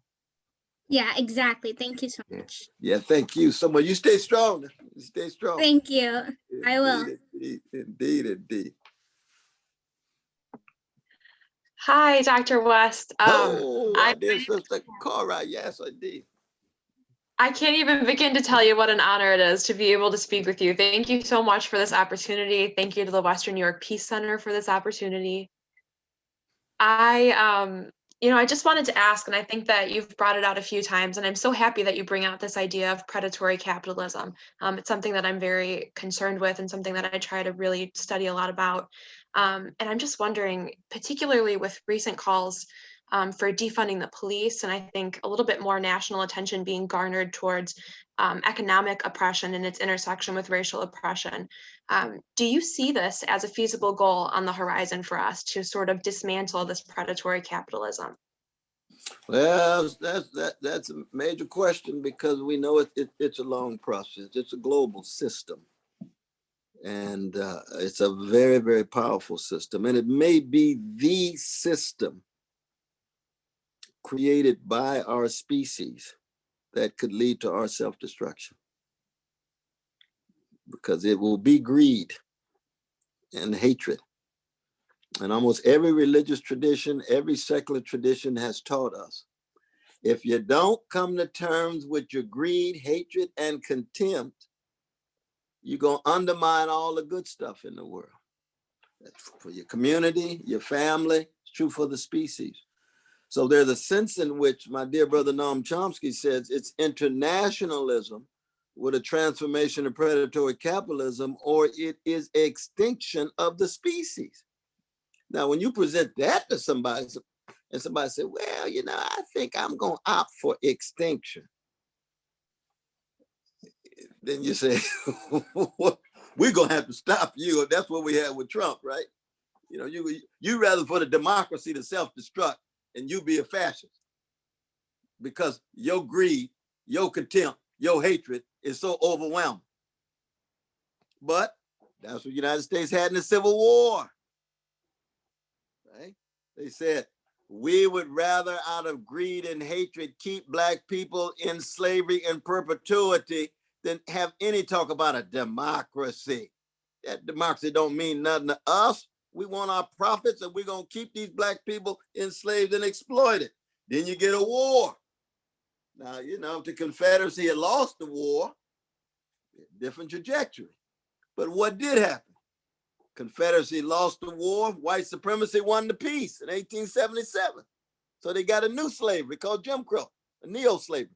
So that we know the species at our worst has the capacity to say, God, this neo-capitalism is just producing so much good stuff for those at the top. We'd rather blow up everything than to share it.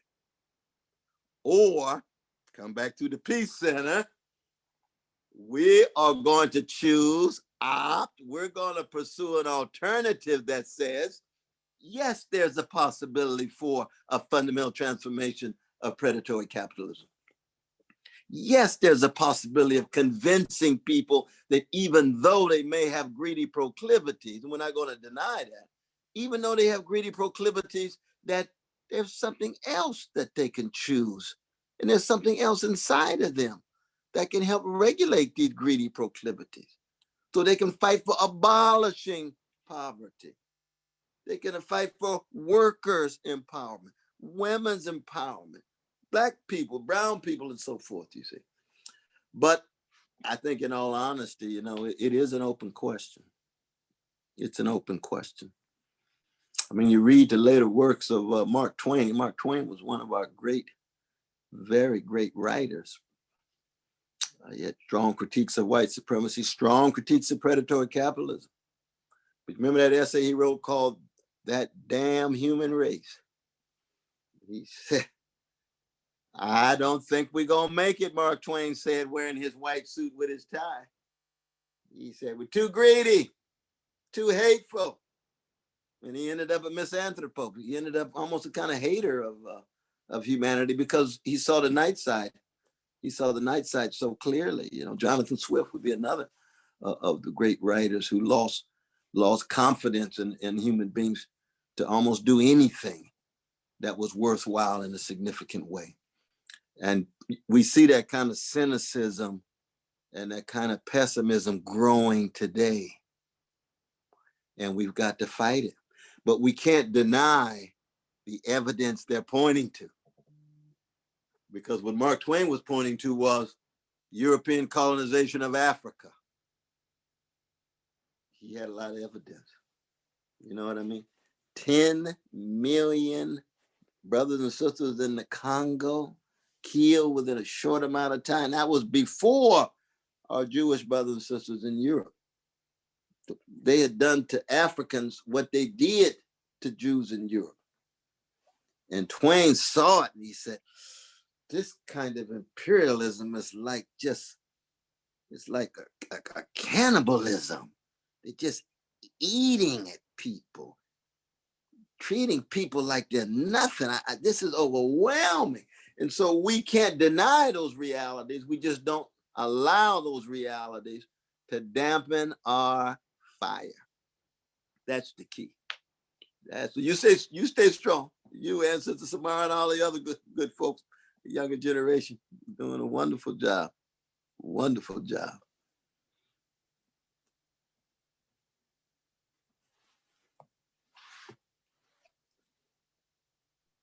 Thank you.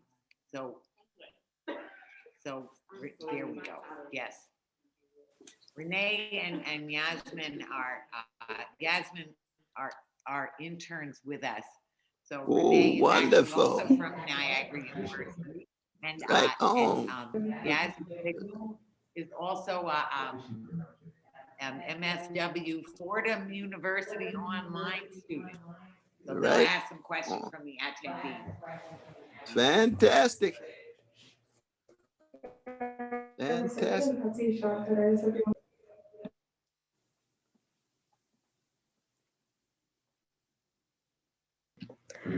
Hi, Dr. Cornel West. So I do have a question from Zahira Hemphill. Oh, okay. And it is, if you could give advice to your 10-year-old self, what advice would you give? To my, what self did they say? 10-year-old self? If you could give your advice to your 10-year-old self, what advice would you give? Oh, wow. Yeah, you see, I should have, God, when I was 10 years old, I was so out of control. You know what I mean? Good God Almighty. Because, I beat up my teacher when I refused to salute the flag because that flag had been used to rap one of my granduncles when they lynched him in Texas. And so I told my teacher I wasn't going to salute the flag. And she hit me and I hit back. And we had a little Joe Frazier, Muhammad Ali moment. The next thing you know, I'm booted out of school. No school would take me for a number of months. And my beloved mother, with tears in her eyes, took me to a school way on the other side of town. So I needed Jesus on a deep level. You know what? I needed more of a venue for all of my anger and my rage and my indignation. I had to filter it through channels of love and justice rather than hatred and revenge. And so for me, this kind of spiritual formation is very important for a 10-year-old. A 10-year-old needs to know that even though love looks like it's so weak and feeble, that in the end, it is always worthwhile in pursuing. So even when they look at the world at 10 years old and you see the bully getting their way and you see might seemingly making right and power determining morality, and you say, no, in the end, that is a level of appearance that must be pierced with something that is much more real, even though it seems to be much more feeble. And that's what mom and dad were teaching me. That's what I learned at Shiloh Baptist Church. That's what I learned being a follower of Jesus. That's what I learned in the music of a Coltrane or Nina Simone or Gil Scott-Heron and so forth, that I needed my soul to be matured. Now, of course, you know, little brother and sister 10 years old, they're gonna say, Brother West, I just don't know what you talking about. All this talk about maturation and things. I said, no, I would say, follow the golden rule. I want you to make sure you treat everybody the way you want to be treated.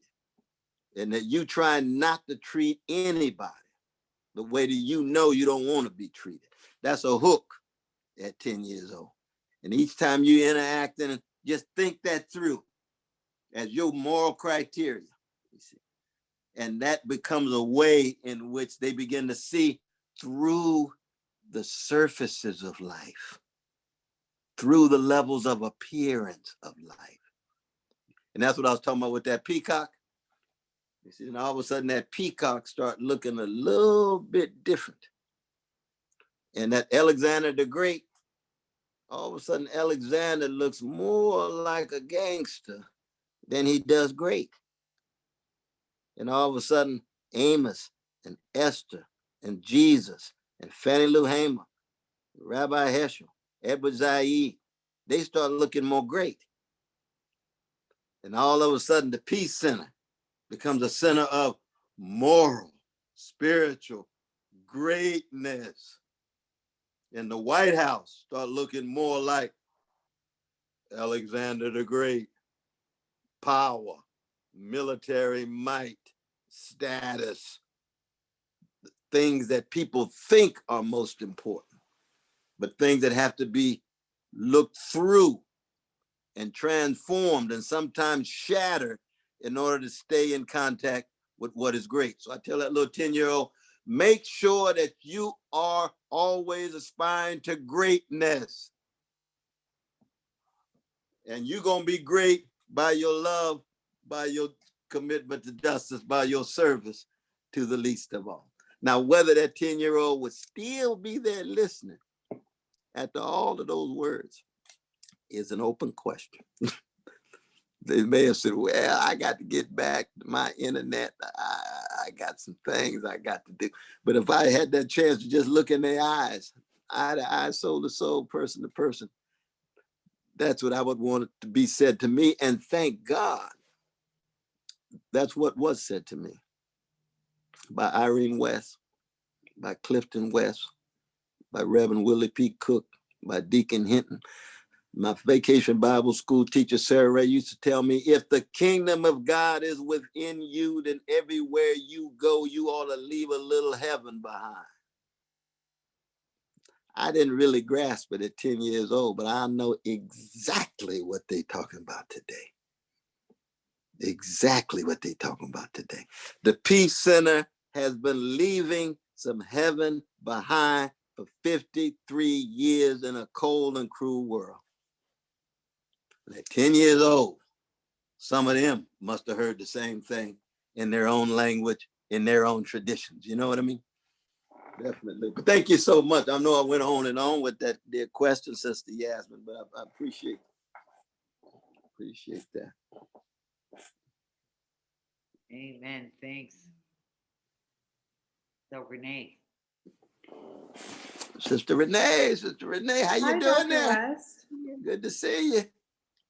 Hi, I'm Renee. I'm an intern here at the Peace Center, and I'm a senior at Niagara University. Wonderful. So the question I pulled out was from Gabby Goldstein. How do we change the hearts and minds of our more rural brothers and sisters? The divide between city folk and rural folk seems irreparable. Every district surrounding the city of Buffalo is deeply red. Is it too late for white boomers that voted for Trump?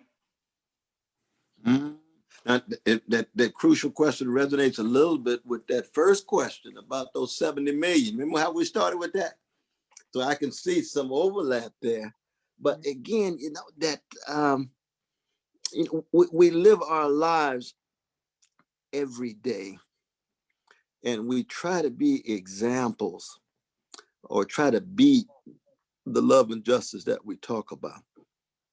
And so we just had to try to relate to people in such a way that we don't shut them down, but by our example, we challenge and unsettle whatever assumptions and prejudices they have. So that it's never going to be kind of overarching thing of convincing all of these people. But when you interact with people, you know, there are ways in which people do come together. You think, for example, in sports, or even at Niagara University, right? Niagara, y'all got a basketball team, right? Now, when they all come to the gym, you got some Trumpites going crazy about your basketball team. And oftentimes that basketball team is disproportionately chocolate. Now, I don't know what the case is in Niagara, but in most universities, you got a whole lot of black folk on that team, right? And you got Trumpites going crazy when the LA Lakers won. You had Trumpites turning flips in Los Angeles because they crazy about the LA Lakers. They have an athletic identity that transcends their skin pigmentation, their politics, their ideology.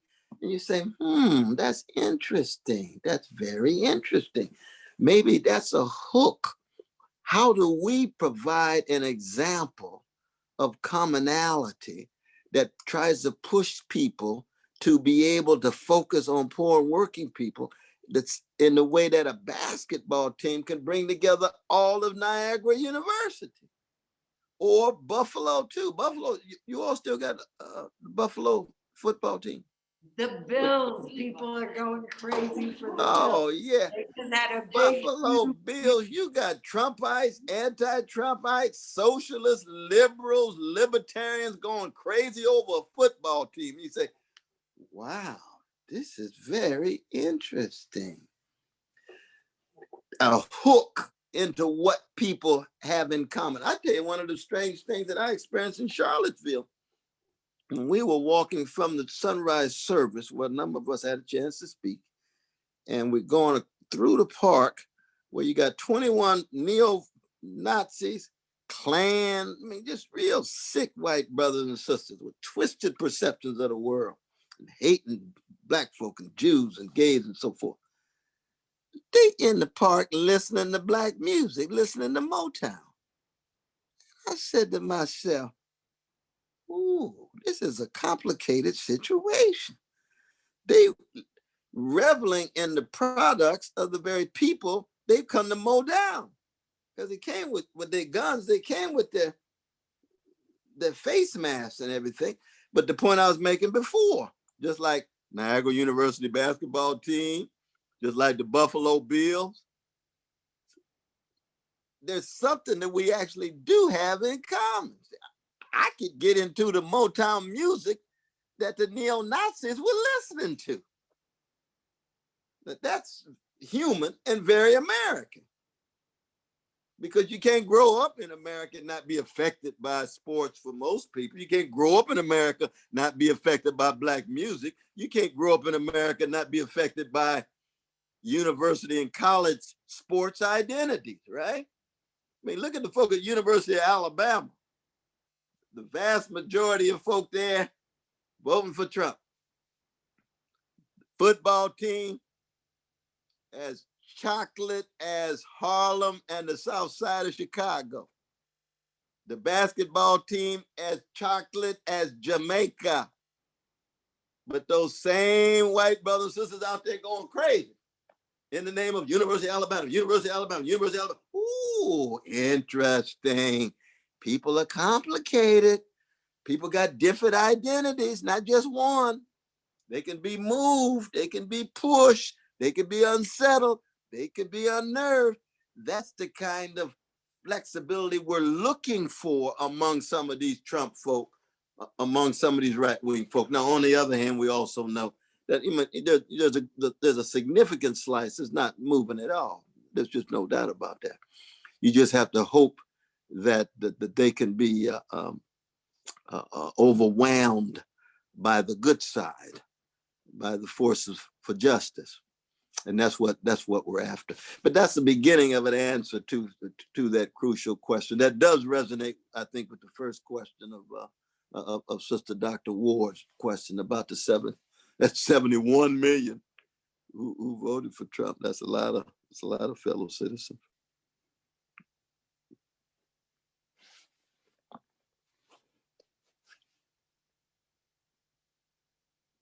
So Jillian wants to ask a question. Absolutely. Jillian. Yeah. Oh, we got the poet herself. Poet Jillian Hainsworth. Lord, and the recipient too. But we thank you, Sister Jillian, for those words, though. Absolutely. Thank you. So I know that you are also an artist. I know that you are a poet. I've heard your albums. You are so kind. So I wanted to ask you, as an artist yourself, do you have any advice for those of us who are trying to specifically use the arts to build political power and strengthen this movement? Oh, my dear sister, I think that you are a grand example of what my weak words would point and refer to. One, the artist must be true to herself. All that's inside of you, all that deep stuff, rich stuff, all that funky stuff inside of you. You be true to yourself so that your voice is always distinct from any other voice. You learn from other voices, you learn how to listen, But nobody like Jill. Nobody like Aretha. Nobody like Toni Morrison. Nobody like Sarah Vaughan. Nobody like Billie Holiday. Ain't nobody like Diana Washington. Nobody like Nancy Wilson, Phyllis Hyman. We could go, Gladys, all of them. What did they do? They were true to themselves. But then the political artists are true to themselves in such a way that they're willing to go the next step, which is become an integral part of social movements. You see, that's what Aretha did with Martin Luther King Jr. That's what Mahalia Jackson did with Martin Luther King Jr. That's what Curtis Mayfield did with SNCC. You see, his songs became integral to Bernice Reagan. We can go on, all the great artists that we know. And these days, with Kendrick and what have you. So that every artist might not choose to do that. Because that's an extra step of courage. I mean, see, courage is not as widely chosen as we would like. And courage has different degrees and gradations. Some people say, well, I'm willing to do it in the studio, but I'm not going to hit the street. Oh, okay. Sweet Honey in the Rock right there with the bullets flying. Dorothy Love Coates. You know Dorothy Love Coates? Oh, you want to listen to her tonight. Listen to Dorothy. She's one of the great geniuses come out of Alabama. You listen to a song called Holding On to My Face. Oh, Lord. A level of genius. Now, every person in the Black church is not going to be like Dorothy, because Dorothy got a courage just like Martin. Every preacher ain't going to be like Martin. We just got to realize it. You know what I mean? Every sister in the choir ain't gonna be like Fannie Lou Hamer. Everybody got their own different degrees and gradations, and that's all right. That's the way the world is. Everybody who they are, and not somebody else. But Sister Jill say, this is who I'm gonna be. Now, when you build on Gil Scott, Brian Jackson and them, see, Gil Scott, he explicitly put himself inside of the movement. Yeah. That's a very difficult thing to do in terms of courage, and he got all the sacrifice and the risk and so forth. But the important thing is you true to yourself, because you have got something to give to the world that nobody in the whole world can give. You did that today for us. Your voice, that unique, singular, irreproducible, irreducible. That's Sister Jill. We ain't talking about Jill Scott. We talking about Jill. Your last name is? It's Hainsworth. Hainsworth. That's right. We love Jill Scott. So she's on my album. We did a thing together. Oh yeah, I love you. But I think those two things as an artist, because keep in mind, you see what the artists do, what you all do, and you're much more an artist than I am, that you all provide an illumination and an inspiration that authorizes a better world. It authorizes an alternative to the nightmarish reality in which people find themselves. So that the sheer performance itself touches people in such a way that they get to attend to the possibilities that are shattered in their everyday world. So they can conceive of it. Oh, wow, wouldn't that be nice? Wow. You know, the song that Lionel Richie and brother Dayred wrote called Zoom. You know that song about Zoom by the Commodores? I like to fly away. Well, I like to fly away. Yeah. Well, I like to fly away. Zoom, zoom, baby. I like. He just takes you up. Now, see, that was one of the anthems of my brothers in the prisons all the time. They love that song. I come and I play that song, just open everybody up. Just take us away. Freedom, love, justice, all this world of unfreedom, injustice, hatred. Come on, Lionel Richie. Come on, DeBray, take us away. It's like George Clinton take us on a mothership. I'm going to take you away for 2 hours. Come on the mothership. Stay on the one. Keep the funk real. Don't fake it. Be yourself. Thank you for letting me be myself. That's Sly Stone, isn't it? But that's what your art does. That's what poetry does. The great painting does that. Rembrandt does it. You see this brother right here? This is what I was reading before I started. The young Rembrandt, the biography. He just emptied himself on the canvas. Unprecedented in the history of Europe, that he could stay so tied to the suffering and the agony and the anguish and the heartache and the heartbreak of human beings in the Netherlands, and do it in such a way that it connects to the heartbreak of everybody around the world, like Billie Holiday singing Good Morning Heartache. She might be a Black genius coming out of Baltimore City. Every human being knows what she's talking about. Yeah. Everybody had a heartache. Yeah. Rembrandt does the same thing.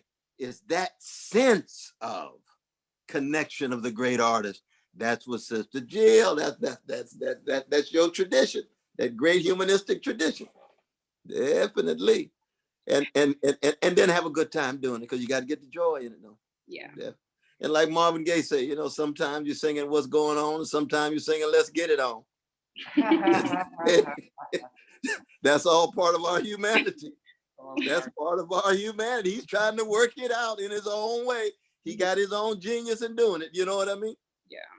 Sister Jill Scott, the same way. Sometimes she's partying, sometimes a family reunion. Sometimes she's taking you to the heights.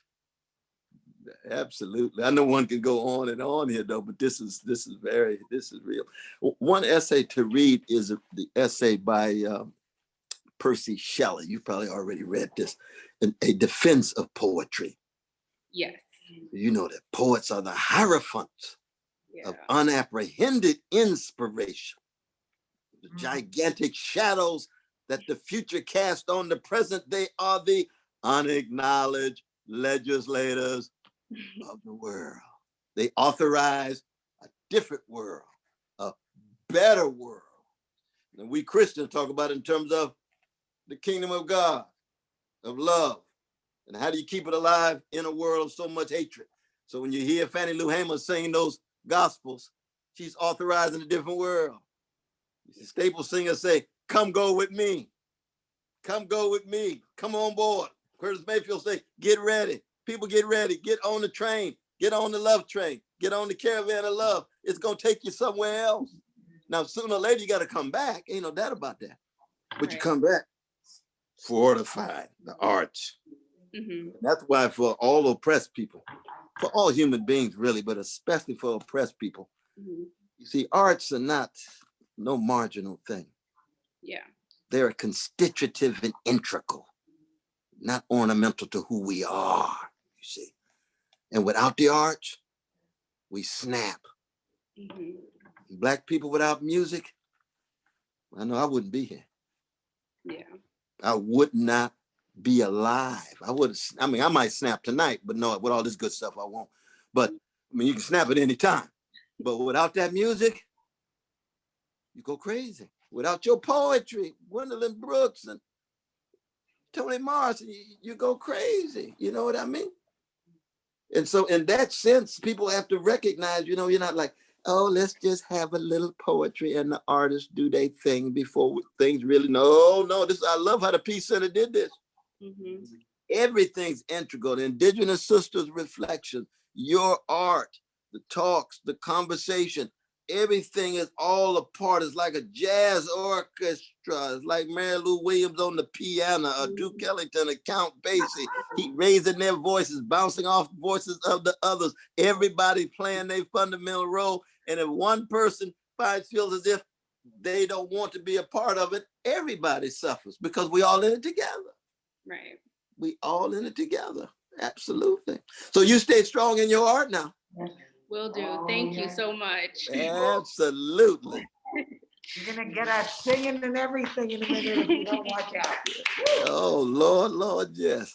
Now, so what we'd like to do here is still have, Katie hasn't gotten a chance yet. So to have Katie and of course, Jolanda and Justin, we want to have at least one more question from the attendees. Do you think you can do that many? Oh, absolutely. Three Absolutely. more? Oh, absolutely. Okay, so Kate, you're on. Thank you. Hi, Dr. West. How you doing, my dear sister? Good to see you. I'm doing great. It's been incredible listening to you speak. You're such an inspirational speaker. Thank you. I was wondering, we're all celebrating getting Trump out of office and getting rid of him, but there's been talk about Trump continuing to be the leader of the GOP after he's out of office. Do you think that's likely, and what might that look like? I think there's a very good chance, my dear sister. I think he'll probably get his own TV show. You can see he loves spotlight. He's addicted to the spotlight, and he's got a strong base, and so he's going to continually raise his voice. And Trumpism is going to be around for a good while. Trumpism is a certain kind of authoritarian populism, a certain kind of American neo-fascism, and I think it's going to be around. And that's why any thought of just pushing him out of office and everybody thinking, oh, we can go back to things as normal. No, you don't. When that kind of neo-fascism emerges, things never go back to normal. We had a different level of contestation, different level of conflict, different level of engagement, you see. And he's going to be around for a good while. I mean, the challenge might be that if there is actually a Trump-like figure who is highly intelligent, which is not what Brother Trump is. He's not a real sharp, smart, highly intelligent, subtle mind. That's just not him. He's below mediocre. He would be like a D or a D minus, you know, in most classes. But he's got a lot of energy and he fills a void. And so if we get somebody who is very, very talented with his same views, we got a whole nother battle, and there's a possibility of that. There is a possibility. So I'm with you. We've got to be vigilant. We've got to be vigilant. We've got to push back neo-fascism in all of its forms. Trumpism is just one particular manifestation of it. Definitely. That does make sense to you, though, sister? Yeah, absolutely. Thank you. No, indeed.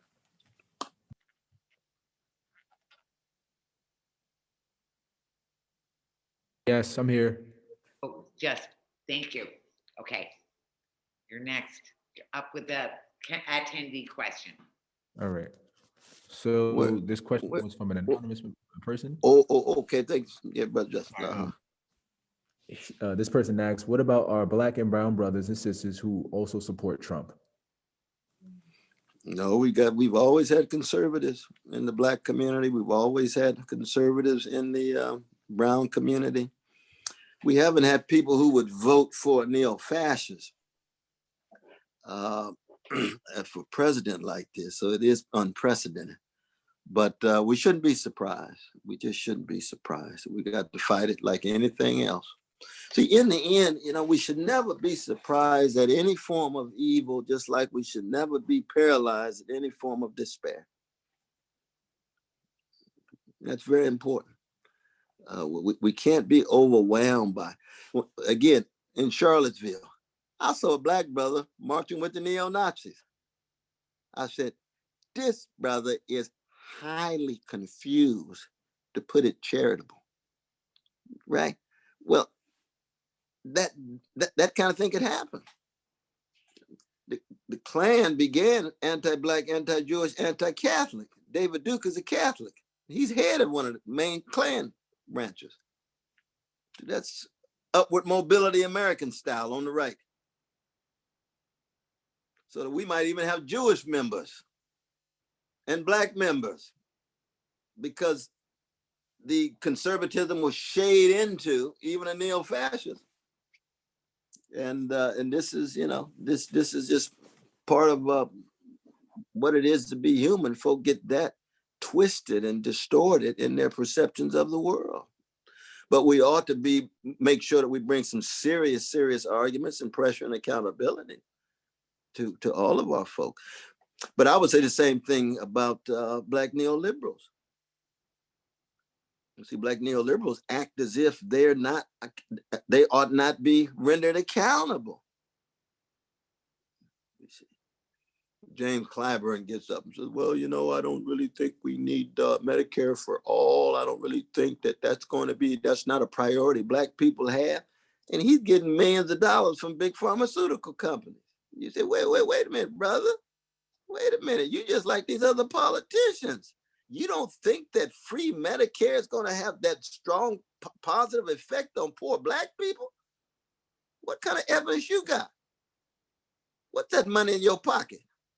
They say, oh, Brother West, you shouldn't raise those kind of issues, especially not on television. We don't want two black men going at each other. I'm talking about the truth.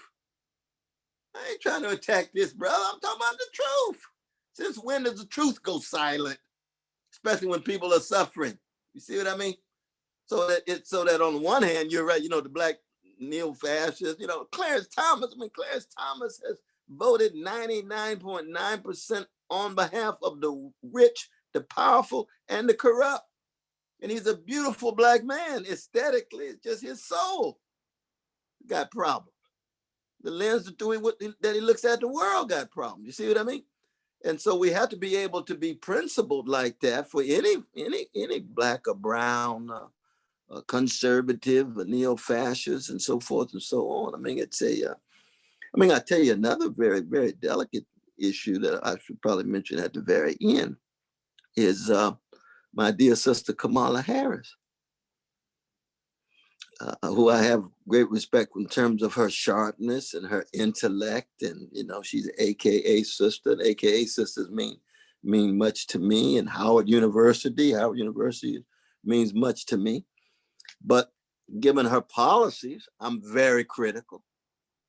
And when she refuses to mention her father, that just rubs me the wrong way. Now, whatever personal relationship is, ain't none of my business. And she got a right to conceive of her personal relations, whatever she wants. But that's the source of her biological blackness. You see, you can't say you're a black person and ascend to a place and everybody call you black and you treat the source of it like a non-entity. It's a non-person, you see.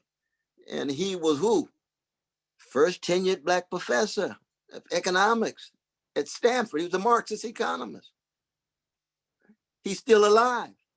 He's sitting there watching television with his daughter, who he never reneged on his responsibilities. He loved her to death, and she can't even mention him or his name, like he doesn't exist. He's just erasing the brother. you know, it's something that rubs me the wrong way on that. You know what I mean? It's like, hey, wait a minute.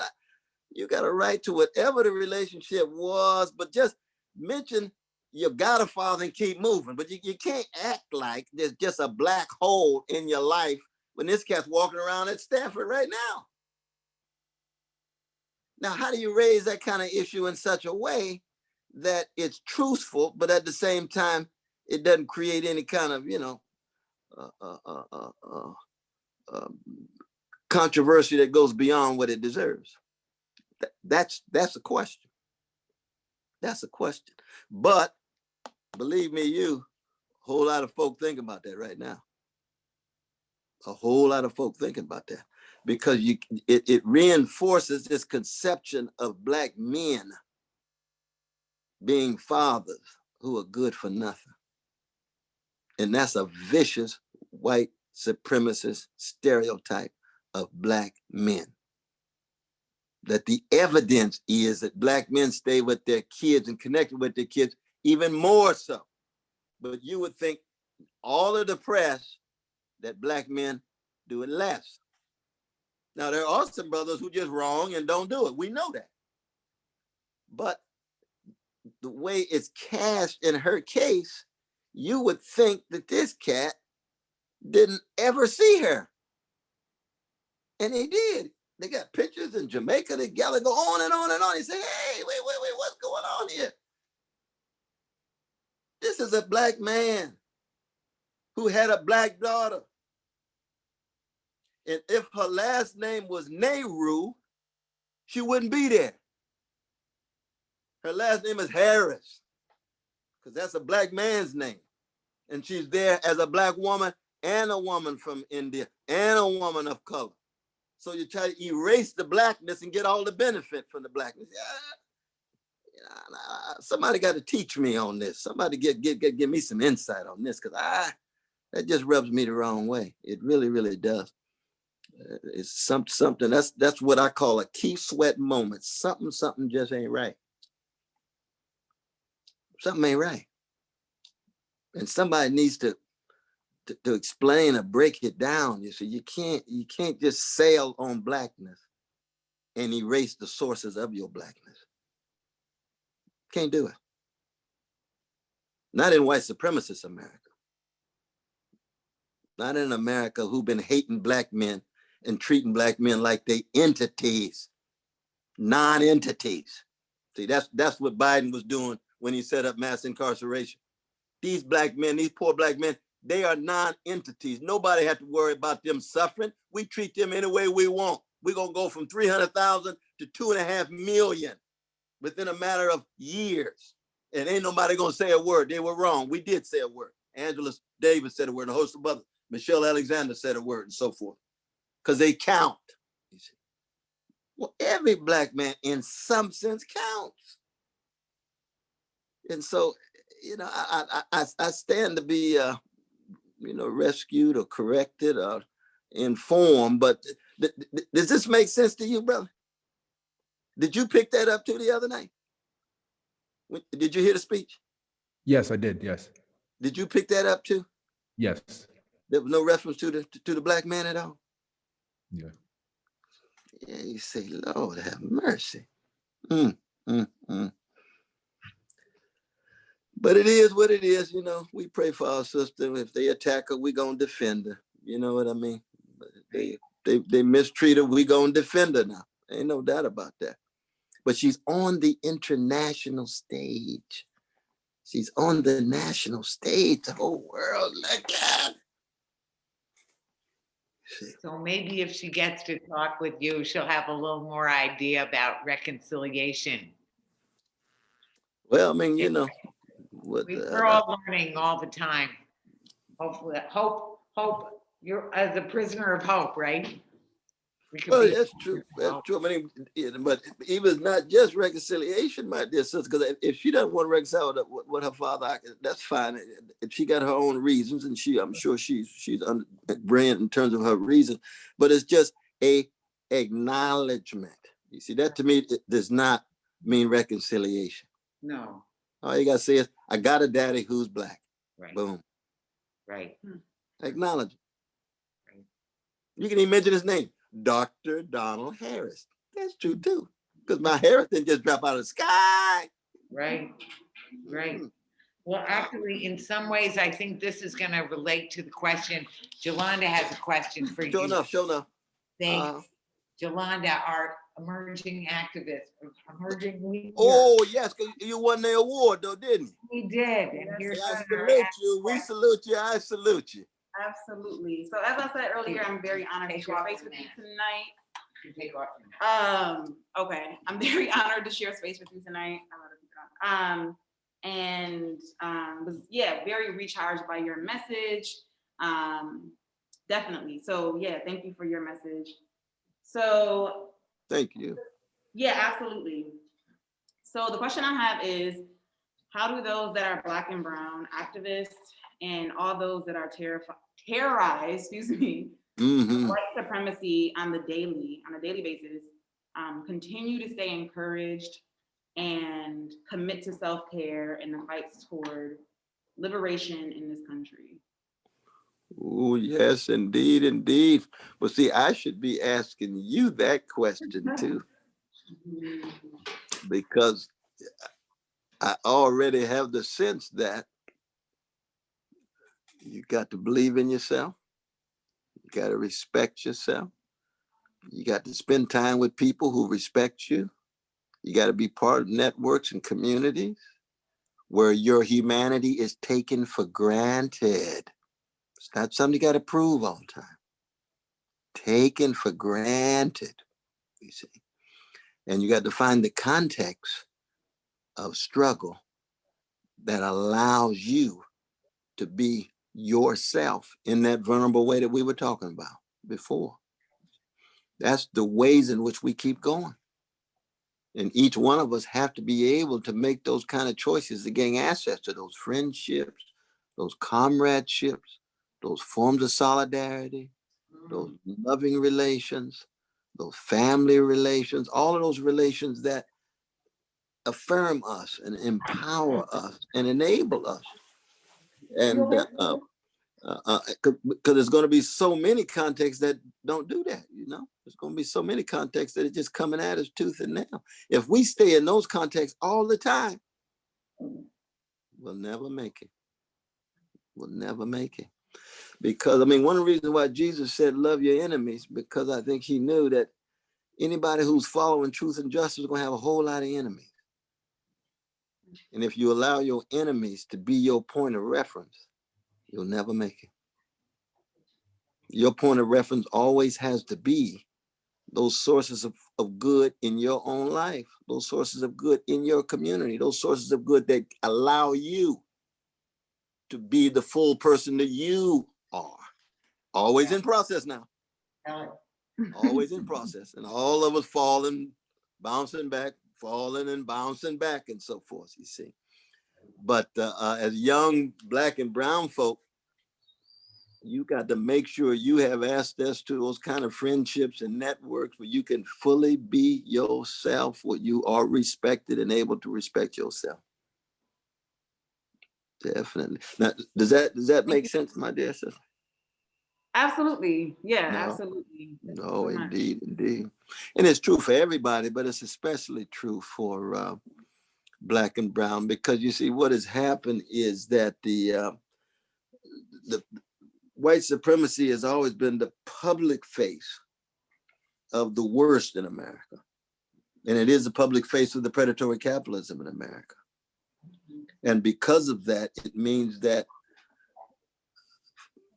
young Black folk and brown, but especially Black even, that there's a perennial war taking place targeting Black folk. See, mass incarceration was just one manifestation of it. That's why it upsets me that the media could just step over that when they talk about Biden, as if that's just a little mistake he made. Hey, he crushed millions of people's lives. No accountability, no responsibility. You want me to somehow say that you want, I'm gonna be responsible, but he's not responsible for his actions. That's double standards, you know what I mean? And it's a war, my dear sister, that is not just political and economic, but as you know, it's a spiritual and a cultural war. It's a spiritual and it's culture. They don't want young Black people to have views of the world in which they could be tender and sweet and kind and gentle and concerned about truth and love.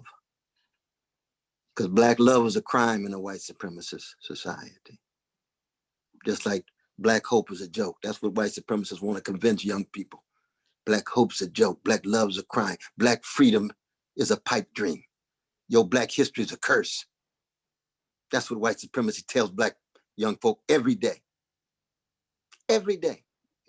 And they come up with different institutional ways of trying to do it. They attack the music.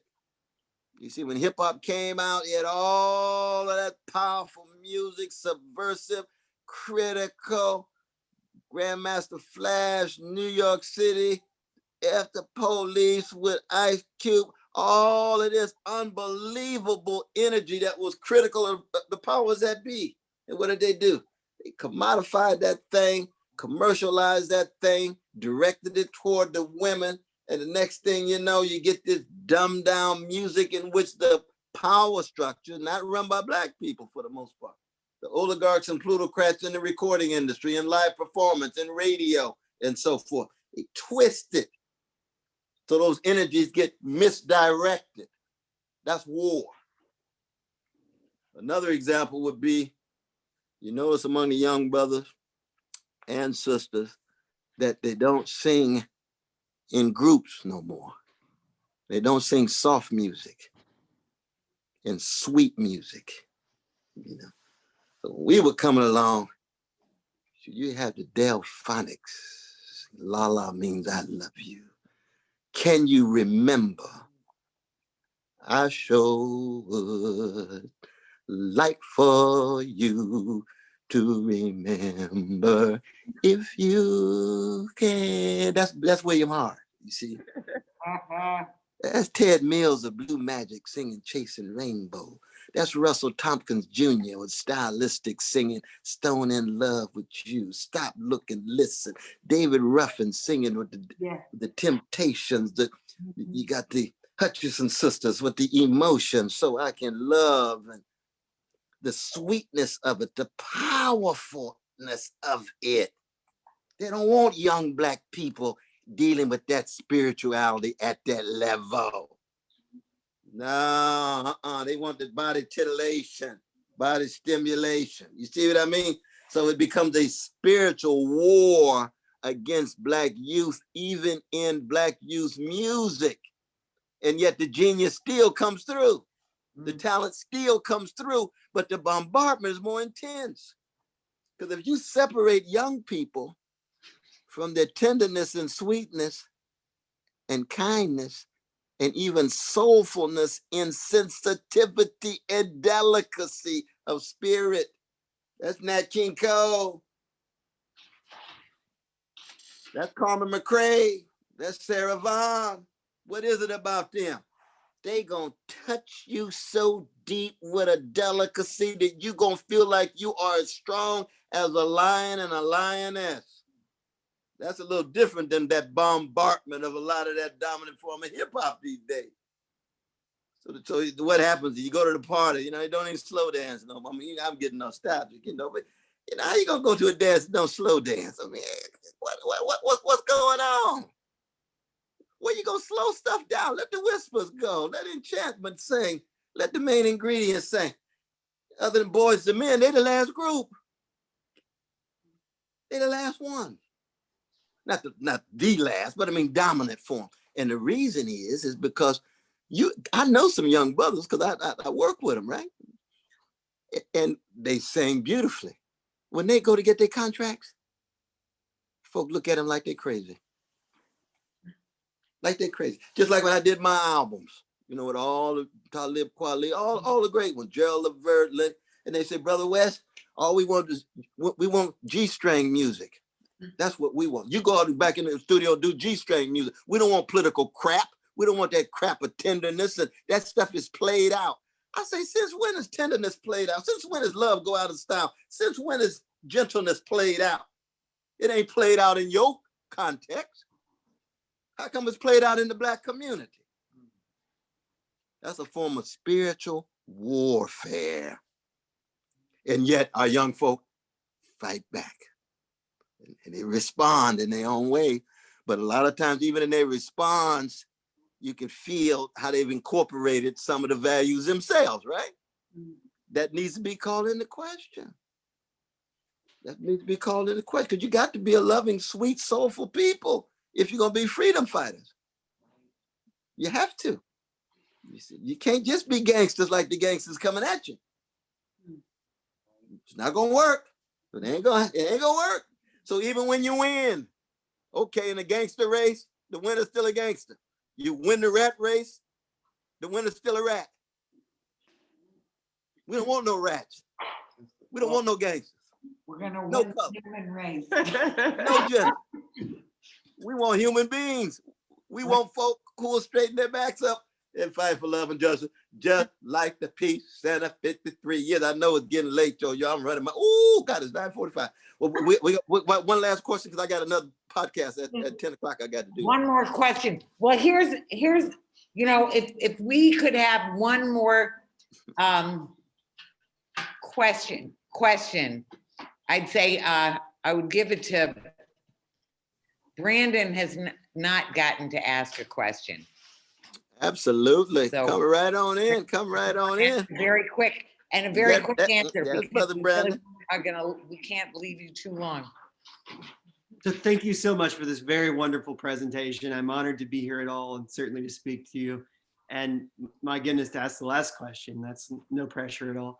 Oh, you take your time and relax, though, brother.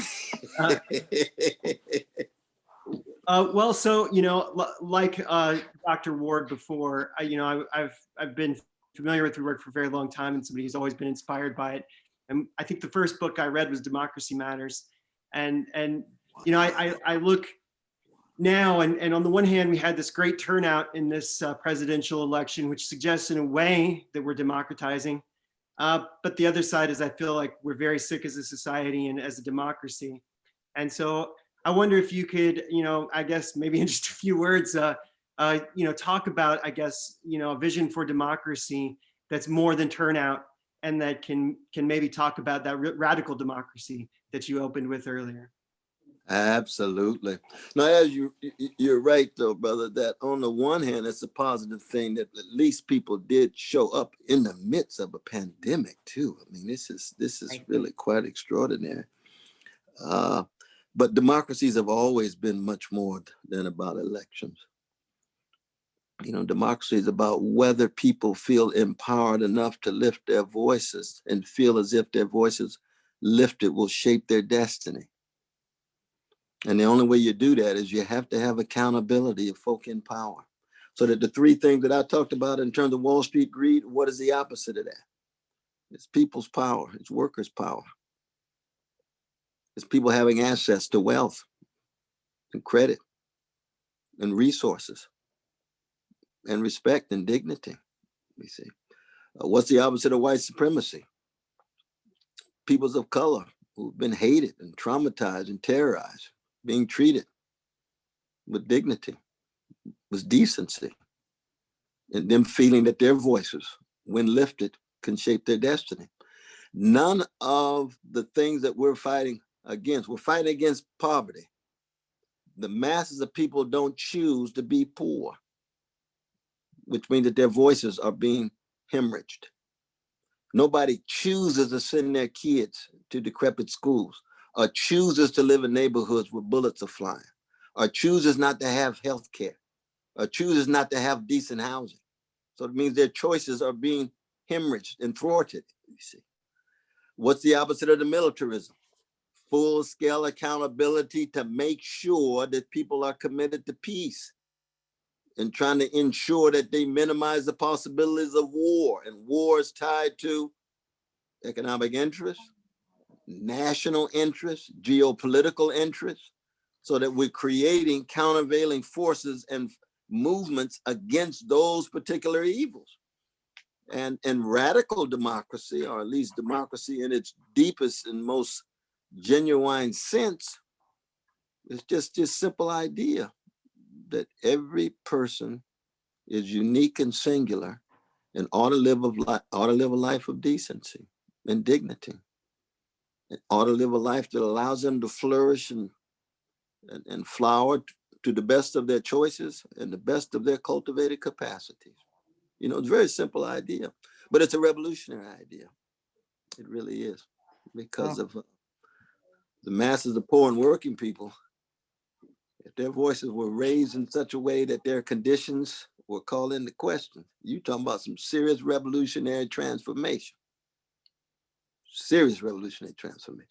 And Emma Goldman used to say, she said, if elites believed that voting would lead toward fundamental change and revolution, they'd make voting illegal. There's something to that. For the most part, voting is gaining access to certain concessions and forms of representation. But in the end, if you want fundamental transformation, it's going to take more than voting. It's going to take a whole lot of people in the street going to jail, spilling over, and shaping the very climate of opinion and the way people look at the world. You see, it's still nonviolent, but it's got to be revolutionary. It's got to get at the root. So in that sense, you know, electoral politics is always reformist in that way. And we'll take the reforms, but we're never satisfied with the reforms. Not at all. That's what separates the radical Democrats from the neoliberals. It seems to me. Yes, oh God, yes. Just exactly as you say, and from your lips to all of our ears. We have so much work to do. So much work to do, but we're doing it. Now, we did want to share, here, Deidre's going to share a little bit about our next plan. Okay. Deidre. Yeah. Thank you, everyone, for staying on with us. And thank you, Dr. West, for just being so gracious with your time and your patience, and we just love sitting with you by the fireside and just hearing your stories and your connections with every community. And so now we just wanted to just announce that we do have a silent auction online. It will be through Bidding Owl. Remember, this is our fundraiser, and I just want to thank you all again for all your support. We had over 200 people come out, and I would say probably double that with everyone having people with them. So we just want to thank you all for attending. And so through Bidding Owl, you can participate in our silent auction. And we have a few baskets, okay, and items that are going to be on the auction. So these are only just some samples. So we will be sending you a link to the Bidding Owl, and please stay tuned to that. It will be on for at least a week or two. So please stay tuned, and thank you so much for your support, and thank you for tonight. And we couldn't be more thrilled. We couldn't be more grateful with all your inspiration. And, you know, and when we had had Jill open us up with an Indigenous opening, then we have to close with an Indigenous opening. She had to leave, but I'm just going to share some of the things that she would say is that gratefulness, that gratitude, that for Mother Earth, for the Creator, for the creation, for the love that's in all of our hearts, for the beauty that will save the world, for all of us, for all of our time here together, for all the great mystery, all the things that we don't know, all the things that we'll never know, but all the ways that we will strive to have the integrity, find the truth, truly realize that love, that unconditional love that makes it all work. So we're so grateful. And so thank you, everyone. Thank you, Dr. West, thank you, Brother Cornel, from the bottom of our hearts. No, thank you all. all. You all stay strong in your work.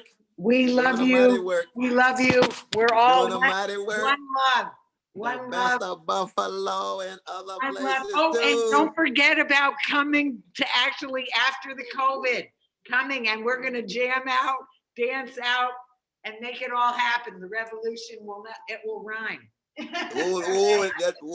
could get Sister Jill in there rhyming and Yes. won't be televised. That's right. Y'all We stay love strong you. now. We love you. Thank you. Love y'all. Thank Love you now. Love you. Thank you all. Take good care now. Thank you. Thank you for coming. Thank you. Definitely. It was wonderful. It was wonderful. Wonderful. So sorry we One couldn't get love. to everybody's questions, but. Right. I know, I apologize about that, because I figured this next thing at 10, I thought I'd have a little larger break, but that's Ooh, cool. I'm Y'all sorry. got me I'm so sorry. fired up. You better I get go your to drink. this next thing, they go say, Okay. oh, where'd you One get this love, fire from? everyone. I'm coming from We'll let you Buffalo. go. We'll leave the meeting. All right. Love you. Love you. Okay, everyone, thank you so much for coming. We love you all too. We're all in this together. Yes. We're gonna get there. Yes, so stay tuned. You will be receiving another email from us. And love you all. Stay safe and keep up the struggle. Keep up the fight. Thank you so much. Okay, Have a one good love. night. Thank you and good Thanks, night. everyone. Thank you all. We love you. And we shall overcome. Si se puede. Harambe. We love you. Good night, everyone. Good night. Good night.